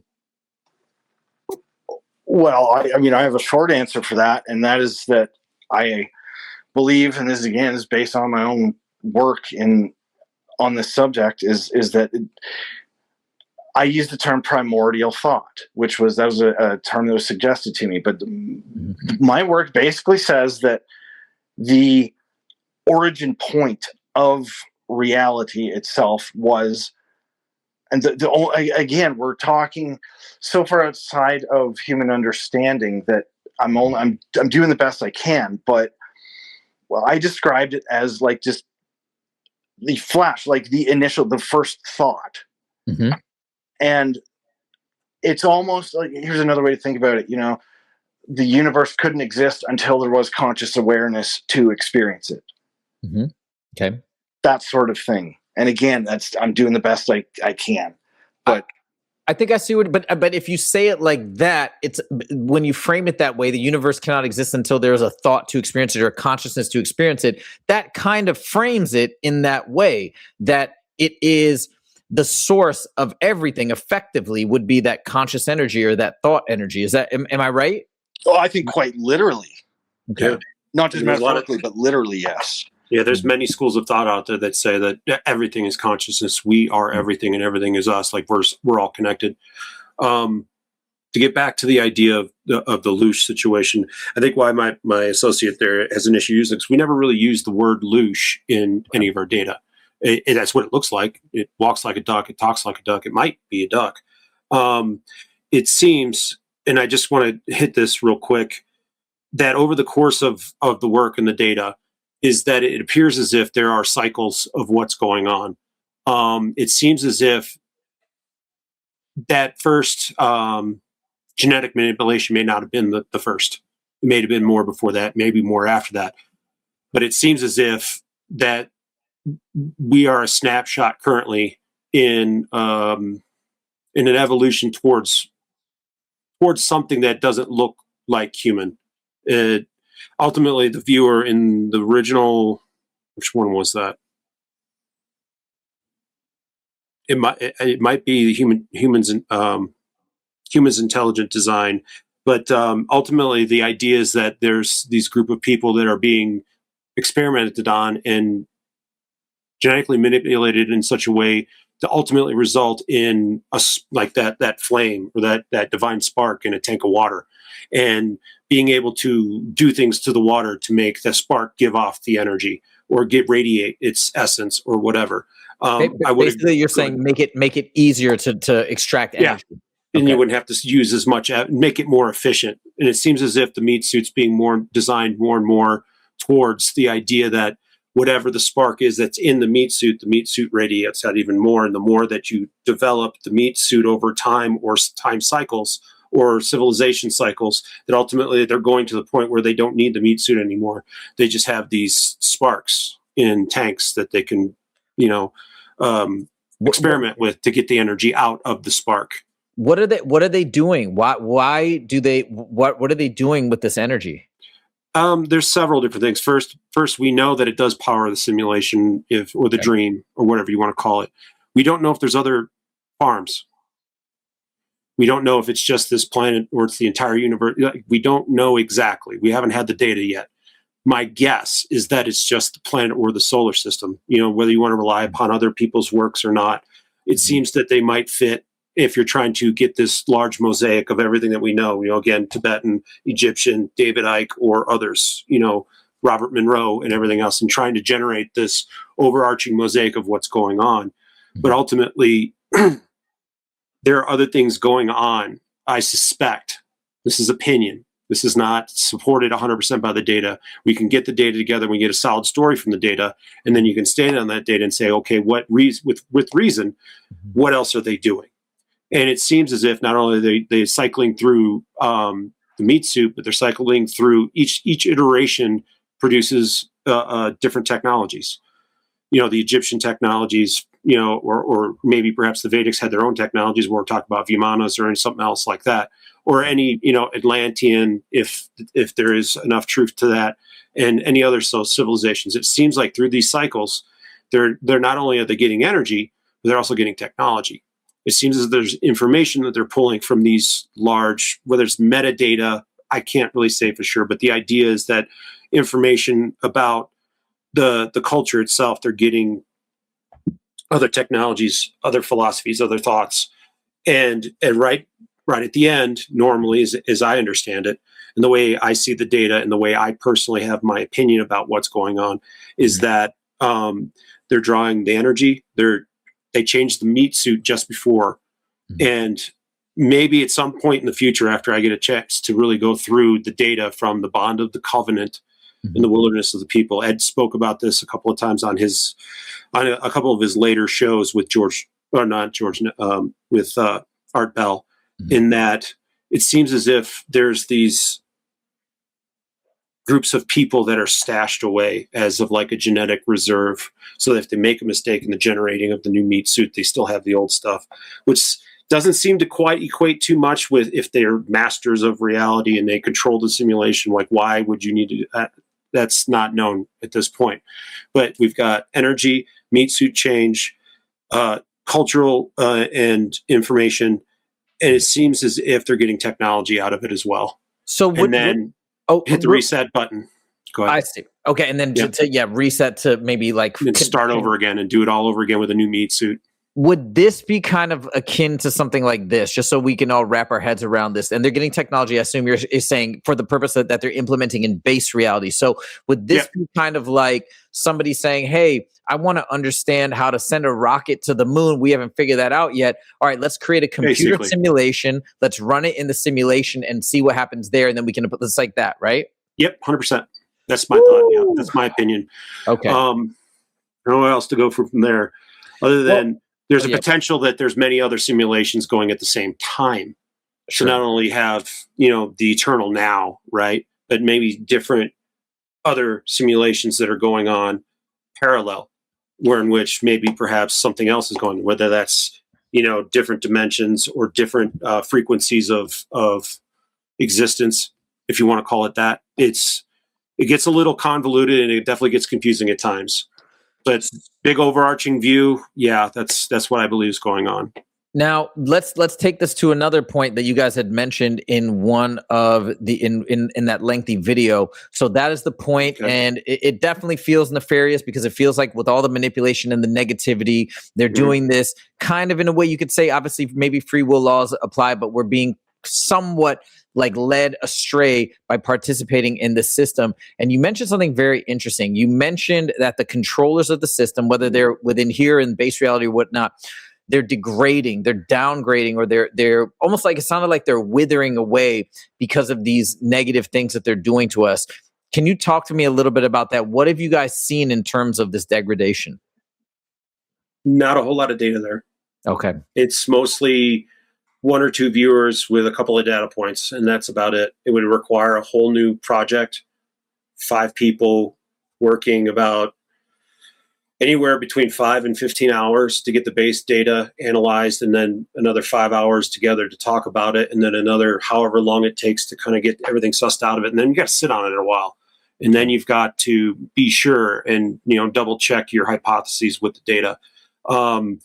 It seems as if they are degrading in some form or fashion. It's costing them something. We don't know what that is. We don't know how fast that is. We wish it was a lot faster. But the one thing I would say about all this that you just kind of elucidated is that ultimately it's almost like a legal fine print trickery to get you to accept to doing this. Again, the false light. It's you moved into the light. Is it your own fault? I mean, you're not of the greatest of conditions when you're passing over. It can be very traumatic for a lot of people. I'm sure I've died thousands of times, but I don't remember them. Right.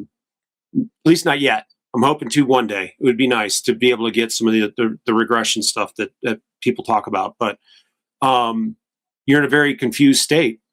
My suggestion is to just stop, calm yourself down, realize what's going on, and then try to remember. There is some hints towards how to go about doing that beforehand, before the crossover. Robert Monroe talks about some of this stuff in, I don't know if it's Ultimate Journeys or if it's his second book, Bar Journeys. But making an educated decision at that point. And as we understand as the day, there are warning signs. Don't go there. Don't go there. Don't go there. But there's also things that are trying to manipulate you into going. Visions of dead relatives. Warm, fuzzy feeling. It's already starting to pull you in. Religious figures. Yeah, religious figures. Other sorts of things, and sure. A lot of that information is not in my purview. It's when I just talked to some other people like yourself who's done a fair amount of work into NDEs and those sorts of things. But ultimately, the idea is to stop and maintain your sovereignty and be very careful about what you choose to do next, essentially. It's interesting too, because I remember the way that it was described in Journey of Souls or other books is that when you pass on, right, those religious figures or those projections are there for your benefit to make you feel comfortable. And I remember buying into that narrative initially, but then the more I think about it, it's like, you don't need to comfort me. I don't want to be comforted. I want to know the truth. So don't give me a manipulation or something false, right? And then once you look at it from that vantage point, the entire idea of the foundation of a lot of these NDEs, no, it's beautiful, it's amazing, it's for your benefit. No, it kind of falls apart because who wants more manipulation to get lulled into a sense of false comfort? That's really not what we want. Now, you also touched upon something else. I'd love to dive into this. I might be biting off more than I can chew here, but you mentioned this idea of, okay, we accept going into the light. That is implicitly or explicitly agreeing or signing on the dotted line, accepting a contract of sorts, which begs the question of, do we have free will? Which I think we do. I mean, I'm still learning and everything like this, but I believe it seems that this is a universal law that is described by everybody that exists, and that is the foundation of effectively existence. So the only way we can be in this existence is we must accept. But if we don't, we thereby have the means to exit. Can you tell me, what have you guys learned about free will and the law of free will? Morgan, I could jump in here after. You might want to make a comment or two, and then I'll. Yeah, that's definitely that's definitely more Dan's kind of territory. But the short answer is, I think there's actually kind of a common misconception about what free will originally meant, compared to, we kind of tend to think of it in terms of, I have the ability to choose to do literally anything that I want. I could choose to go left, I could choose to go right, I could choose to go up, I could choose to go down, forward, backwards, anywhere in between. I can choose, and there is no such thing as predetermination. That's the common, I believe, misconception of free will. I think the original concept of free will was closer to, and I mean, don't quote me on this, but it was closer to something like, you have free will to choose God or to choose to turn away from God. That doesn't say anything about what's going to happen in your life, right? You may, and certainly it does feel that we can choose to turn left or to turn right, to do this or not to do this. but I'm not necessarily sure that was the maybe the more ancient kind of conception of free will. I think that's a more modern thing. And I'll just kind of preface what Dan's going to say with that. So, Dan. Yeah. So we looked at free will. We looked at we looked at the word destiny, and then it kind of, I wouldn't say devolved. It more or less got more complex towards we finished the project. I'm also going to kind of move into our topical search on reality and what reality is. It seems as if you're reality-wise, just looking at the word reality, your own reality is like a bubble around you that you've got somewhat control in. You've got your own thoughts, you've got your own choices, you've got your own things. But ultimately, that bubble is in a track or on a road, and there are inflection points where you can choose where it goes. But ultimately, it's like and this is quoting another remote viewer that worked with us in the past. It was a very apt metaphor. But essentially, you're on a roller coaster ride. You can, like the ones that hang down from above your head, and you're sitting in a seat. You can move your arms, you can move your legs, but ultimately, you're going where that roller coaster is going. Now, that's the idea of reality. Okay. The general concept of reality. Now, when we talk about navigating inside that reality, we start looking towards free will, and we're looking forward to destiny. Now, it is my opinion, based on data and then thinking about it a fair amount afterwards, that ultimately they're the same thing, destiny and free will. Now, I would probably caveat that with the only difference is time. Okay. We're living in it, right? Or at least we're perceived to living in the eternal now, or whether it's a linear thing or a corkscrew across to whatever, however you want to call it, that it's malleable, of course, according to the newest science that's been published on that. But ultimately, I feel that in time, it seems like free will. When you're outside of time, it is destiny. Now, I know that doesn't really give you a whole lot of answers there. But what we looked at, the idea of destiny, it seems as if there was like an autopilot road or choice. White picket fence, house, husband, wife, or whatever that looks like now in 2026, 2.5 kids, cat, dog. That's like the autopilot, for at least in this culture, in this society, and doing what everyone else is doing. But then there's also this idea of going off and following your passion, your will, the things that excite you, the things that you love. But that's, and really they're kind of the same thing because you're making those choices. And I keep coming back to the idea of time, that free will and destiny are both one and the same, depending on where you're at versus your view of either in time or outside of time. And it's hard to kind of grasp at sometimes. And the more and more I think about it, the more and more I solidify on that general idea. However, you've gone through your awakening, so to speak, and you've got your spiritual path or life path, or however you want to describe it. And other things outside of remote viewing have been happening to me over the last several years. Some very negative things, but also some very negative things that have woken me up to things that exist, that have power, that should be pay attention to. And I guess what I'm getting at is, like, you've got this destiny, you have this idea of free will, but there's also this spiritual path that we seem to be on. Whether you call that, Brahma, whether you call that God, whether you call that universe in spiritual tense, it seemed that there's some aspect to it. So it kind of lends to the same ideas that the two lovers are in the cage and people are watching and they don't seem to have control. But in my remote viewing data, in my own experience, that they do have that because they have choice. They don't have to be there. And getting out of that, it comes down to choice again. Okay, it's really confusing. It is confusing, and I want to try and unpack it because I'm wondering if other people might, because I'm trying to make sense of it. So let's get back in there. So you said free will within time, it looks like free will, and then when you step out of time, it's destiny. And you kind of said they're one and the same, which that is kind of breaking my brain when you're saying free will and destiny. And I'll tell you why. One of the things that I actually recently was thinking about is perhaps this idea of destiny is potentially another. Now, I'm not looking at data or anything. This is just my own reasoning. But I started to think, when you look at it from the vantage point of NDEs, or not even NDEs, but the Journey of Souls, that book where they talk about the life planning stage, and this is going to happen, and that's going to happen. It's going to be all planned out.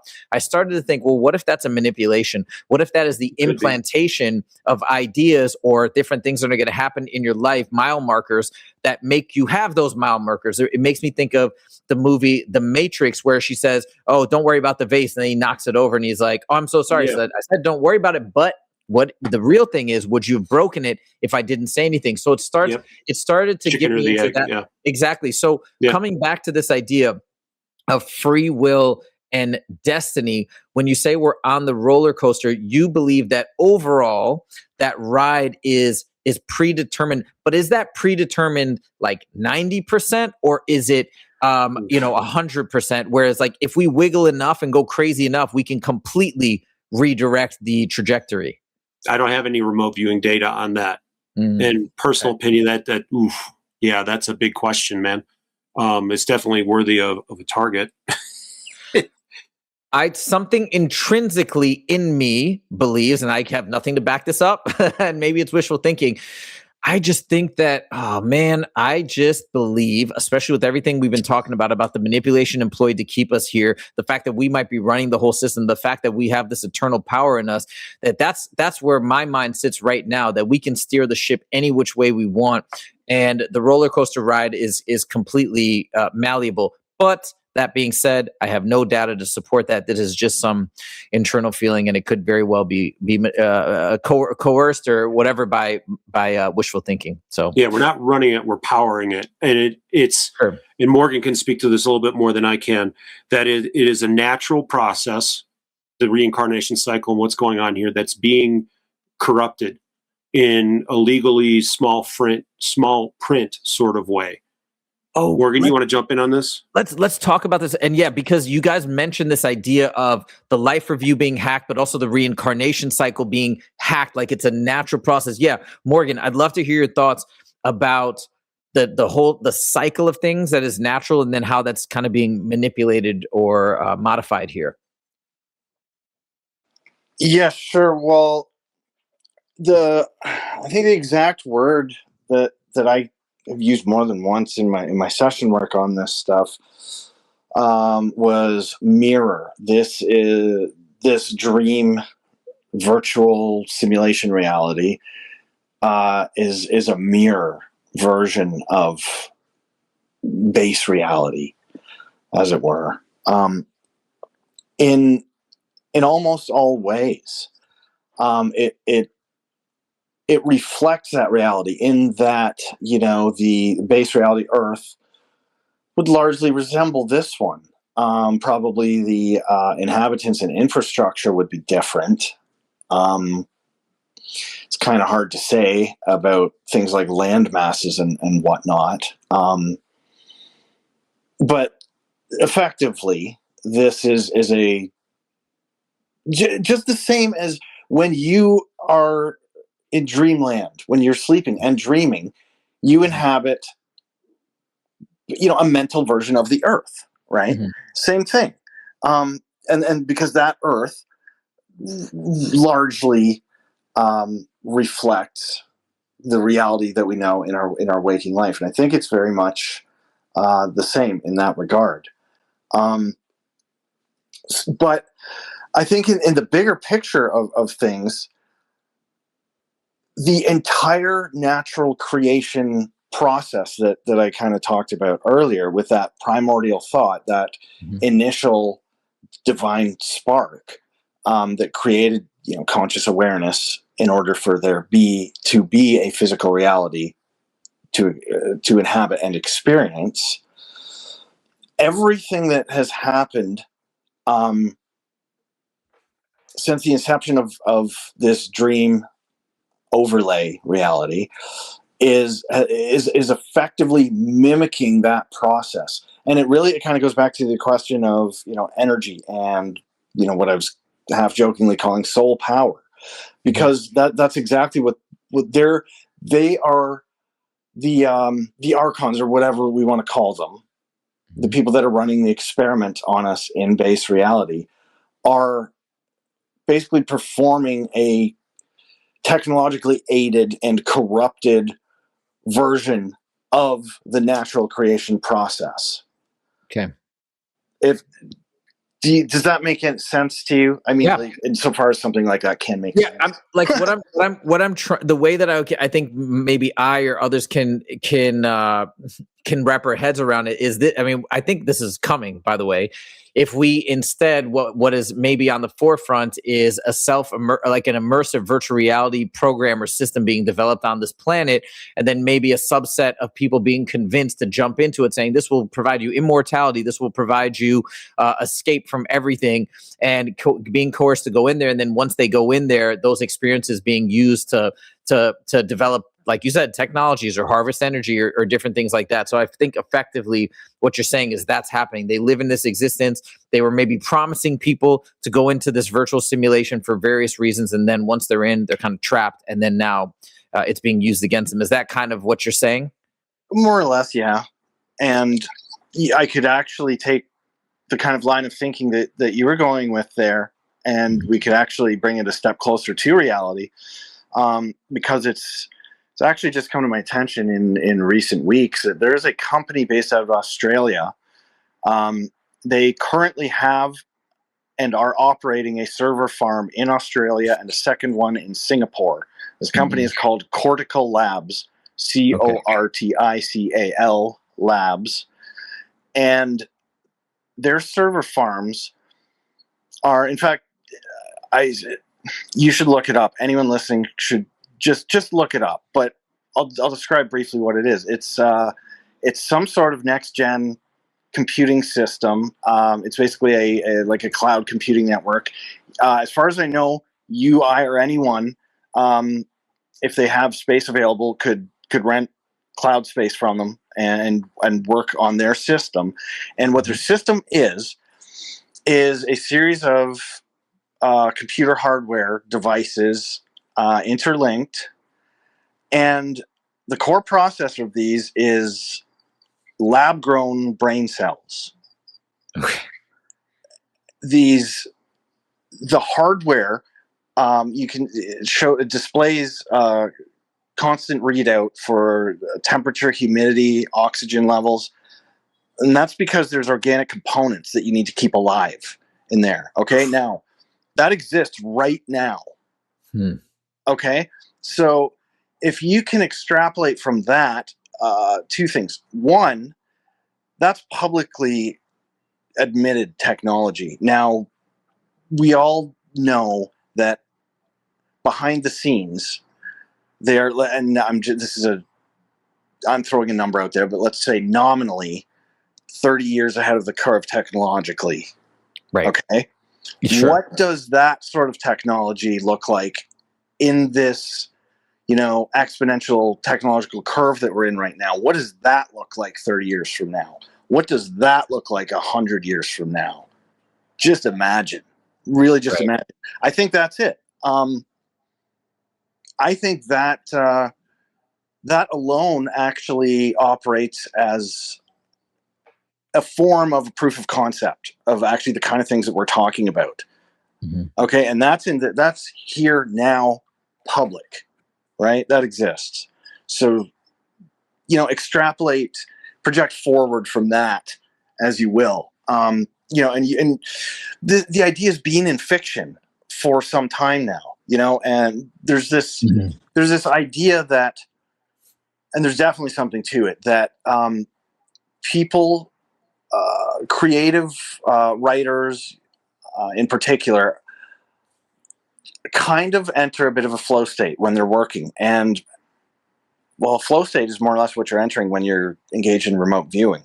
So I think what actually happens as often as not is things that people, the concept of predictive programming, right? Like, where they put ideas in, movies and TV shows to condition the public ahead of time to things that are coming down the pike, right? Sure. That's a thing. Sure it is. And there are what's his name, Chris Carter, the creator of the X-Files, has more or less said, yes, there were certain storylines that were directly suggested to him by like CIA liaisons and things. So that's a thing. That's real. I believe it, but I believe, yeah, you're preaching to the choir. I totally believe it. But I think as often as not, it's not actually, knowingly and directed predictive programming that we see when we see these ideas, years ahead of time in movies and TV shows and books and things. I think as often as not, what's happening is a particularly gifted and perceptive writer probably is picking up on these concepts, out of the ether, so to speak. I've thought that as well. In an undirected fashion. Like what we do from viewing is very structured, very intentional, and very systematic. They're doing it in a non-systematic way. So a lot of them probably don't know what they're doing. I think some do, because a lot of musicians will say this, and I always felt this when I was younger and I played in bands and things. A lot of musicians will tell you that, no, they're not really so much writing songs as they are finding songs that already exist. And it's very... like channeling, almost, in a weird way. And sure. There's not just musicians, by the way, mathematicians as well. So there's a book that I bought. I haven't read it yet, but I think it's called The Devil, that or something like that. The demon, the demon.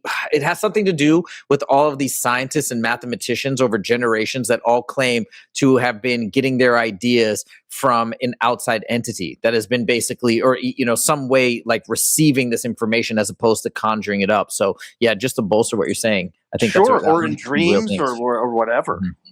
Yeah, and I know Morgan's got a good metaphor for martial arts as well. If you want to go over that one real quick, along the same thought line. Ultimately, we believe that the creative process has its roots in intuitive nature, in just about any art, whether math, science, martial artists at the highest level of martial artists. They can see, like they anticipate, and their body is working so much because it's been trained so well and it's been practiced so well that they know the throws that are coming already and already have moved to block it without even thinking. I think that's generally the metaphor you were talking about. Yeah, Morgan, right? Sometimes I think, yes, it's same thing. You're in that flow state. And yes, martial artists, I think it can be demonstrated that in some cases, they'll start to block a move before it's even been telegraphed. If you watched it in ultra slow-mo replay, that sort of thing. Yes. That's and so cool. So I guess back to what we were talking about with the virtual reality, the brains in jars and things. This sort of thing has been appearing in fiction for some time now. The idea of a virtual reality prison, where you can slap a set of VR goggles on somebody, and they can serve a life sentence in a very short period of time. Whether minutes, hours, days, whatever. The idea being that time is compressed within a virtual reality.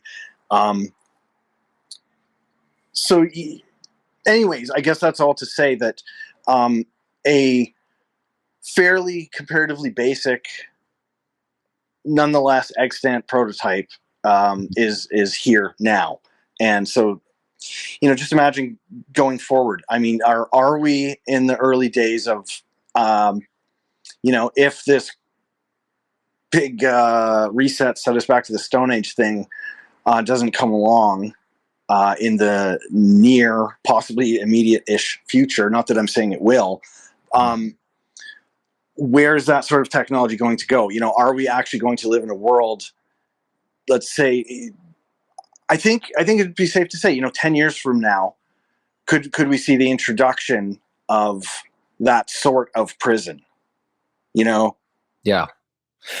And I have a question too. Is there a possibility, have you guys seen anything in the data that suggests that base reality is a virtual reality in another base reality, and so on it goes? Dan, I see you laughing. Is there anything that you've seen along those lines, or? There's a quote that Morpheus talks about or says in the end of the first Matrix, I believe, and it's a quote from King Nebuchadnezzar that's really questioning what level of the dream are we in. Right. You know, then you start looking at I can't remember, Chris Nolan's Inception as well. You know, how many different layers are there to this? You know, you hear these accounts of people who astrally project, or people who get out, or people who are, you know, I think it's even in Monroe's works where he gets out. It's like, you know, like how did you get out? How did you deal with that? Like, it's so difficult. How did you get out of that? Like, you know, it gives some level of credence, and I'm not saying a whole lot of credence to this idea of the school of Earth, or whatever you want to call about it. That most of the times it seems like a minnow trap. You know, the fish get in, but they have a very hard time getting out. And we've got some data on that as well. We'd have to refresh ourselves on the idea of, you know, the gist of the data was Soul comes along wanting to look at the Akashic records, but there's a under construction sign on the building, and there's an entity sitting out front saying, hey, you don't have to exit there, but you can just go right in there and experience it for yourself, sort of thing. How many different levels are there to the dream? I don't know. Can you use remote viewing enough to the point to determine how many there are? I don't know. All we know right now is where we're at right now is not what we've been told it is, and we've been tricked into it. You know, at some level, at base level idea, there was some level of deception and attack and or takeover. Now, is this before the Homo sapiens creation? I don't know. I'm looking at the site template right now, and again, there was a whole idea of negotiations and fine print, legalese being in the negotiation that get, you know, humanity tricked into becoming what we are right now. Mm-hmm. Where the story goes, I don't know. We will find out, I hope. Now, looking forward to that day. Me too. I really am. And really am.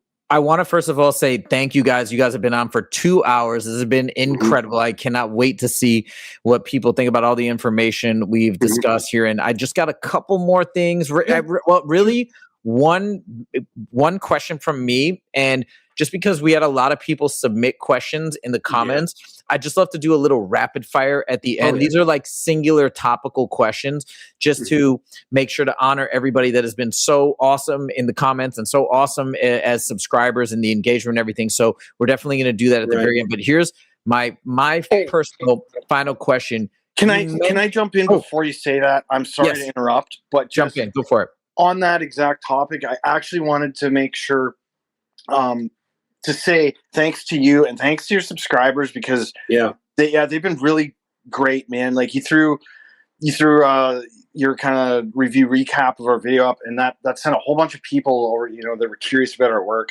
And so I just want to say thanks to they've been really great, and they've been really really positive towards our work, which is like, that's kind of nice, because we get enough negativity and pushback, right? Like, for the longest time, thank you. We've been knowing that it's something of the nature of where we're going reality-wise. Like we've thought that it had something to do with disclosure, and this is just all gut feeling. This is, I believe that, we've been trying to get this type of exposure for going on 10 years now.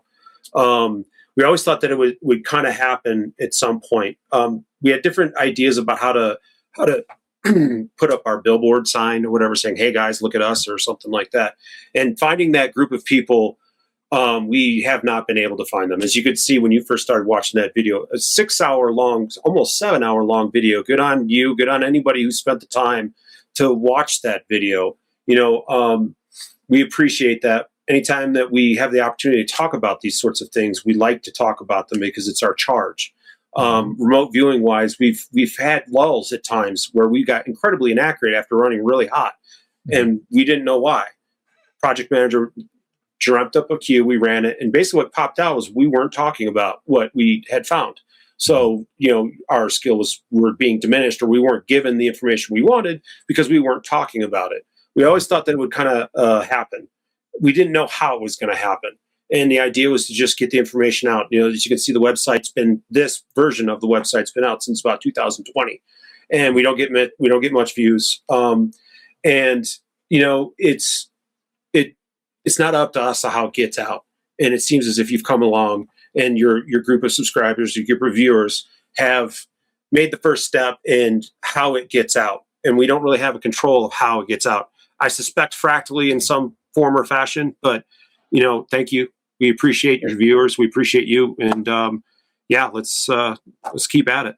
You're very welcome. Let me say this. I want to say a couple things too. You're very welcome. And look, ultimately, what am I trying to do right now? I'm trying to figure out what the heck is going on. I'm on a search for truth, and that's what I'm looking at. I'm looking at all avenues because I think for where I'm at right now, we can see that there is endless amounts of deception that is happening on all levels. I think we're all aware of it at varying degrees, but it is happening and it is real. And what I want to say too is if sometimes things seem so out of the box that it's immediately causing you to have that super skeptical response. Obviously, be skeptical, ask questions. That's what I'm doing. We're all trying to learn, but don't let your conditioning take over. Don't remember, we're all on the same team, whether you want to believe it or not, whether you want to think Democrat, Republican, whatever these little splits in society exist. Ultimately, that's all a mirage, in my opinion. We're all on the same team, and we need to just listen to each other, use our discernment, let the walls down a little bit. Oh, I'm used to only information coming to me from the news or from my university or from my professor. Let's just listen. And the last thing I'll say is use your discernment. Some of our discernment maybe have been clouded by just the way this life is or the programming on this planet. Look at these guys. Just trust your instinct, trust your gut. And that's what's resonated with me when I listen to their tape. I'm using, or their video, use your discernment. I don't sense anything but true intentions in just terms of trying to relay information. And I like that it's what sometimes is an alarm bell for me is when people talk so definitively and as if error cannot creep in to what they're viewing. There's certain people that I've seen on YouTube. I don't even want to mention names right now. I've talked about in previous videos. It is what it is. But where they're like, this is what I've seen and this is what's happening. It's like, wait a minute. Let's open some channels because for room for error, because there's other people saying they saw this, other people saying they saw that. We need to try and figure out what's going on as opposed to saying, I'm the messenger. I've got the answer. Almost like that type of messiah complex that can take people over. And what I noticed with Intuitive Underground is that you guys don't operate like that, and that to me is an authentic way of operating. So I'm happy to share this. That's all I want to say. And guys, just open your mind, open your ears, and we're all in this together. We're not, hey, we're on this team, we're on that team, and let's fight and let's debate. Forget debate. Let's just listen and think and contemplate. So I just want to throw that out there as well. Now I want one big question, and then we're going to go to questions from the comments. I think it was you, Dan, that mentioned that, or maybe it was Morgan. I can't remember, that mentioned seeing the God mind or the primordial mind. And this is the one thing that stuck out to me. You saw, I think, perfect balance, meaning not all light and all positive, not all negative, obviously, but a perfect balance and a containment of the two. And that kind of made sense to me, even though I want to believe it's just all light and love, right? But that kind of made sense to me because where do the negative things come from? Where does it, right? If it all comes from one source, obviously it makes sense. So can you tell me, what did you see? I can tell you that was from my session work. And it was exactly like in fact, it was the same session I was kind of touching on earlier, where I talked about that initial spark, the primordial thought, the conscious awareness that needs to be in order for there to be anything.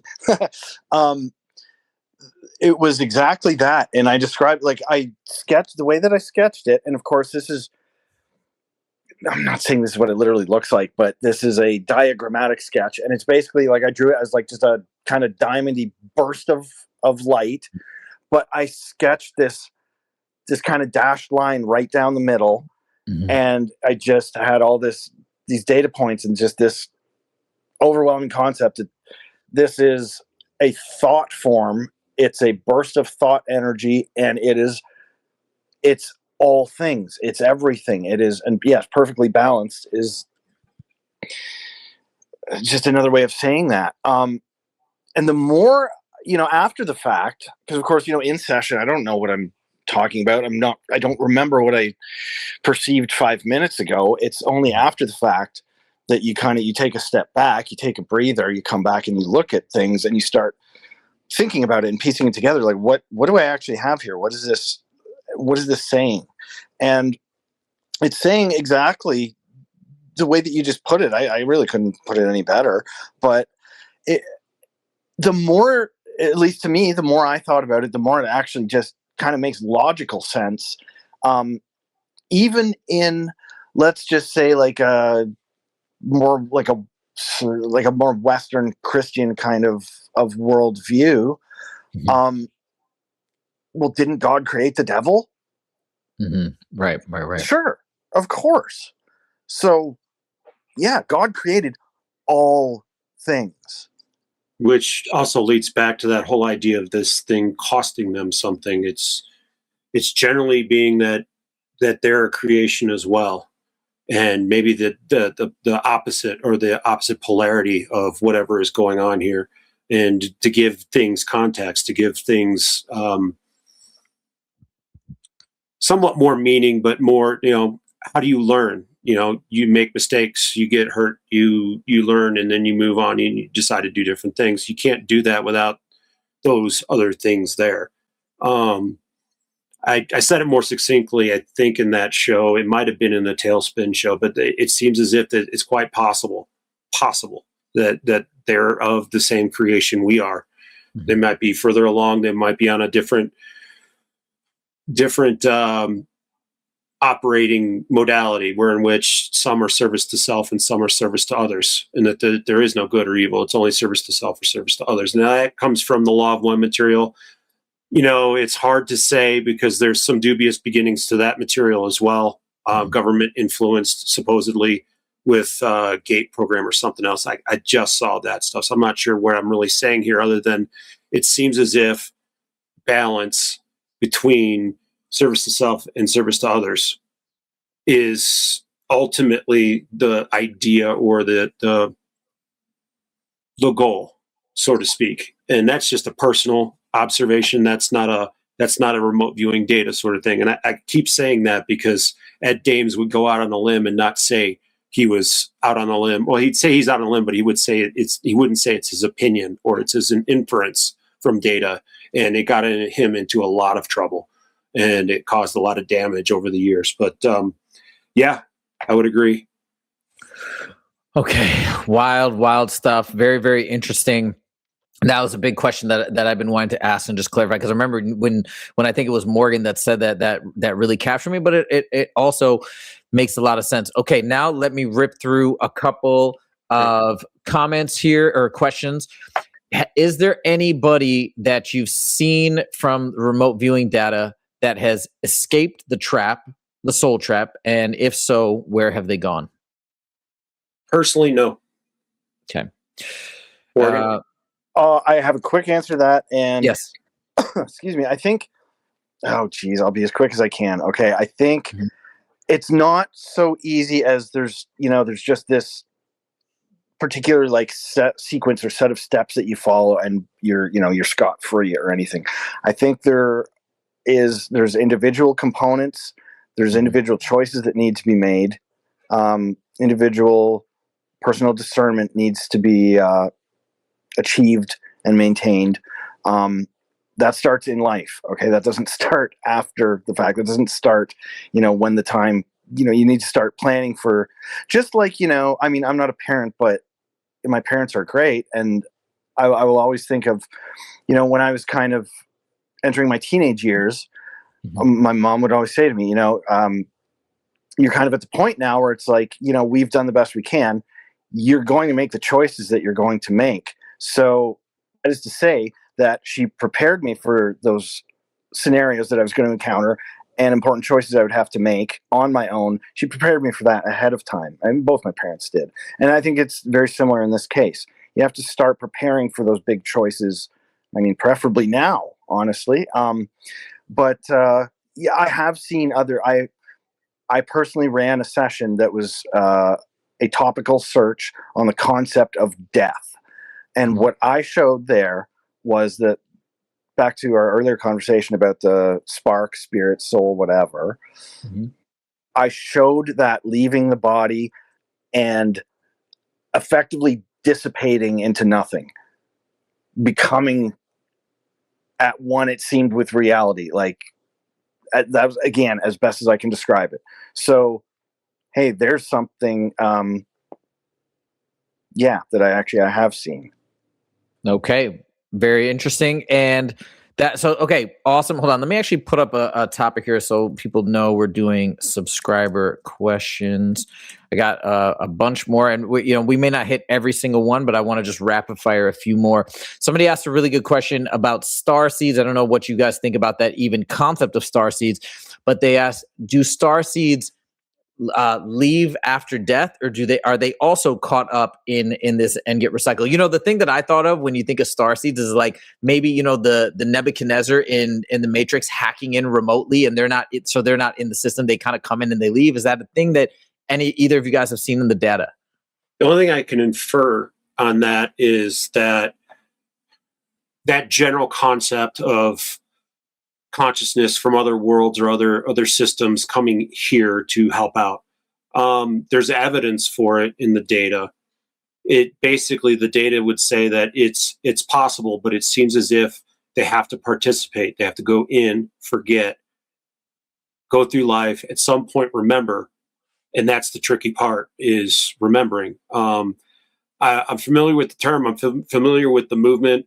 Mm-hmm. I don't know how much I personally buy into it, but I've had some spiritual things happen to me that I can't really explain thus yet. But I would say yes, that there is a possibility, a probability that they're here. It's just a question of, are they going to be able to do what they need to do? Yeah, and oh my God. Everything okay? Technical issues? Oh, I thought I lost it. Oh. Okay, no, I didn't. It just a new page opened. Oh, you lost it, all right. Well, fair enough. No, I just want to say on terminology, star seeds is not exactly a defined and understood term, so it's hard. I'm not going to say, because I don't even know what star seed means. Fair enough. Okay, another question. I don't know what this is, but it was asked. Do you guys know what is the white void?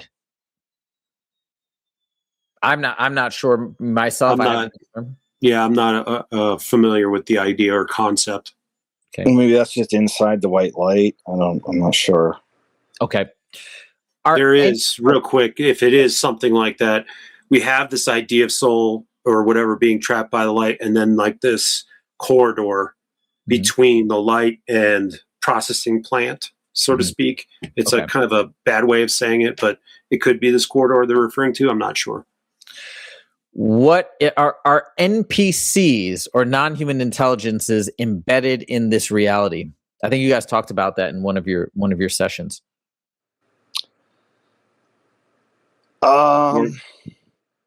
Geez, that's a kind of a potentially touchy subject, but Dan, did we have that directly in the session work? I think it was inferred. I think it was so inferred too, from the data, and then they exist. Yeah, to kind of correlate. There's the concept in antiquity of what is it? There's hylic, psychic, and pneumatic. And those are kind of like the three levels of spirituality. The hylic is basically pure materialistic, and they're considered to potentially, have either no soul or possibly like a very diminished soul. The psychic is kind of somewhere in between and can kind of go either way. And then the pneumatic is purely spiritual and has the potential to escape. Okay. So, it's not a new concept. I mean, NPC is like a modern day, video game analogy, but the concept of those not just without spiritual connection, but without the ability to gain spiritual connection is not a new one. So it's not exactly when you talk about NPCs, because the way that I've understood it, or when I hear it, is it's just straight up almost like an AI program embedded in a body that has no connection. But what you're more saying is, no, it's perhaps a diminished soul, almost a soul that could be cut off from the fabric of connection of maybe empathy or these different things, but still a soul of sorts. What I would say to that, we've looked at the idea of human ego, and surprise, surprise, our friends the space dicks are there at the origin of such a thing. When we look at free will and destiny, we get this idea that somewhere along the lines you have an autopilot, and this idea of an autopilot I would liken to the idea of ego.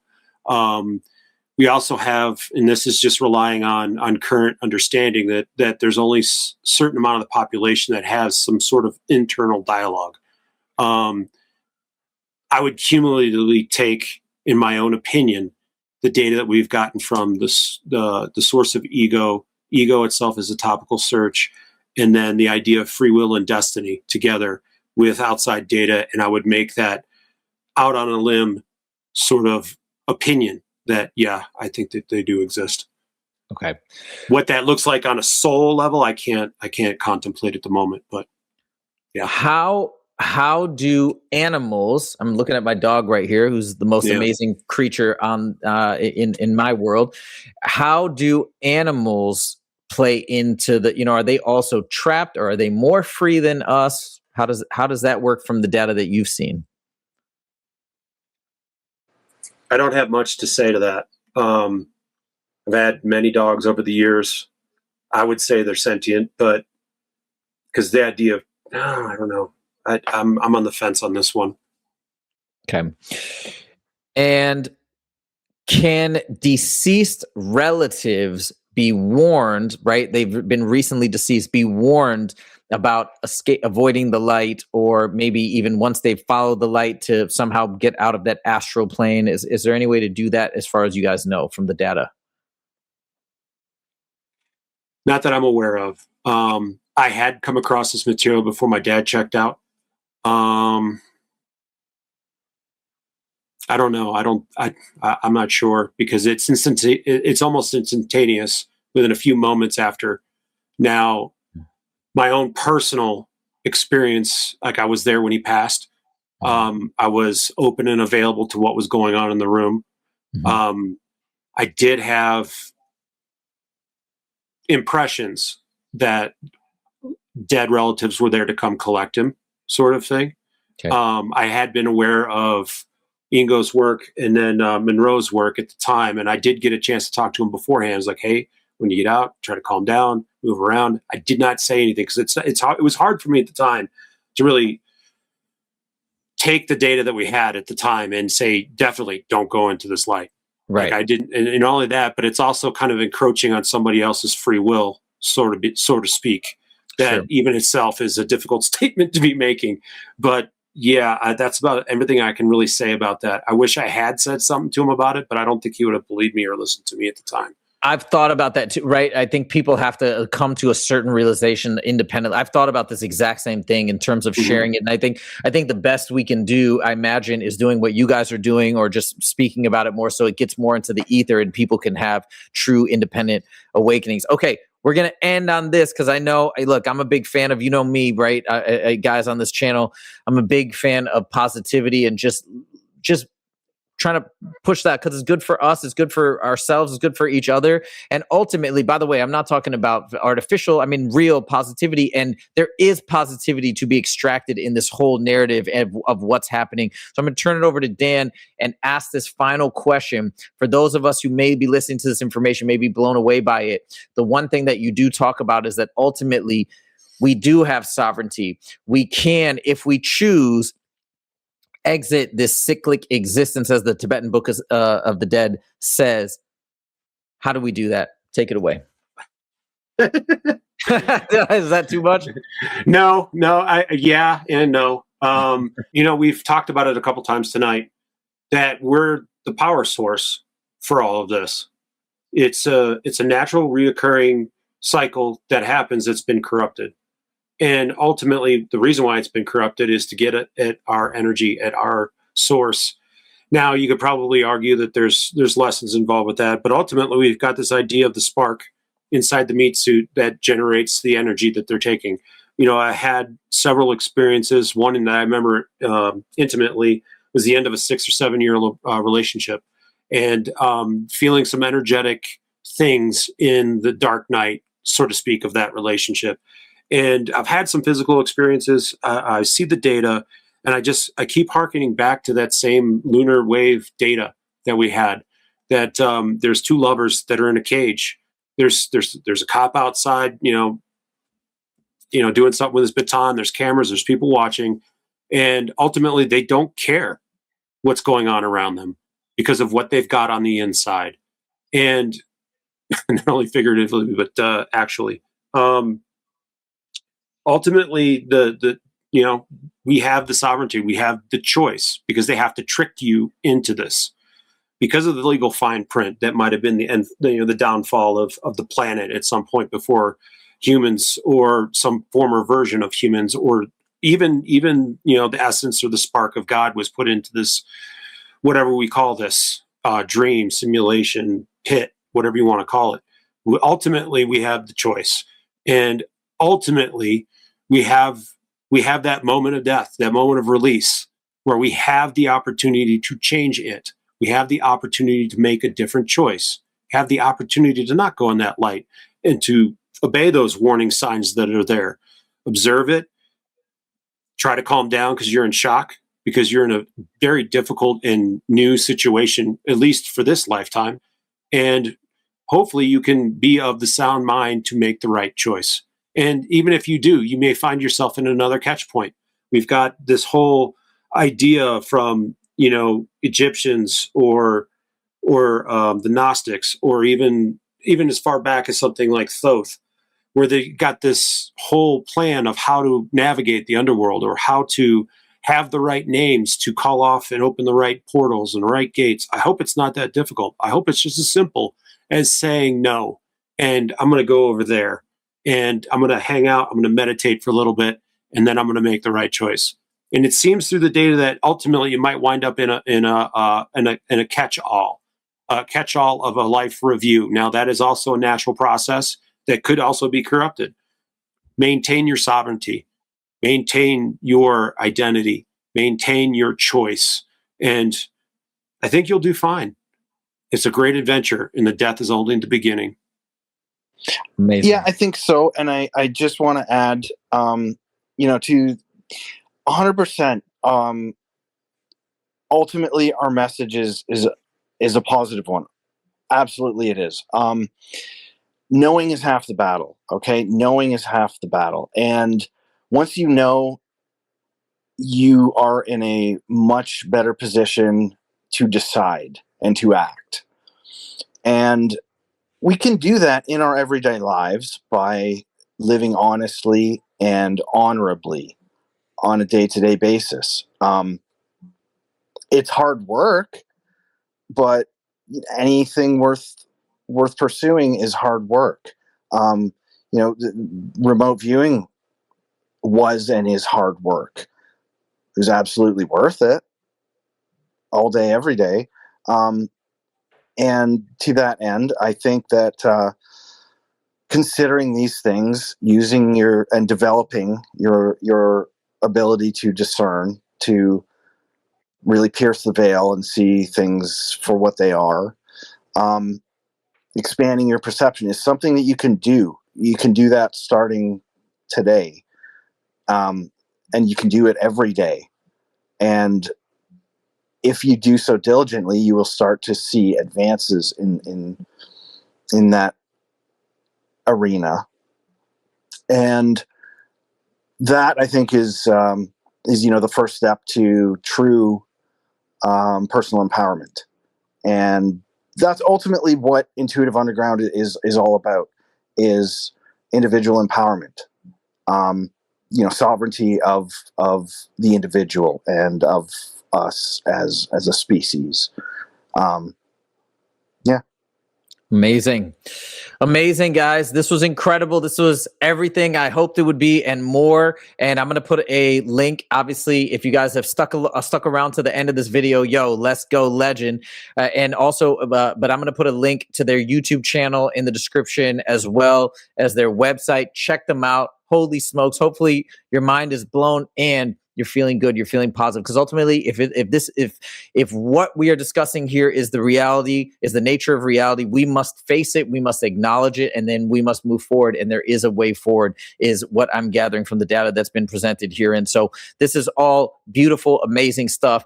Thank you guys so much for joining. And if you stuck around to the end, you're especially legendary. I really appreciate it. That's all we got for you guys. And we'll see you in the next one. Take it easy.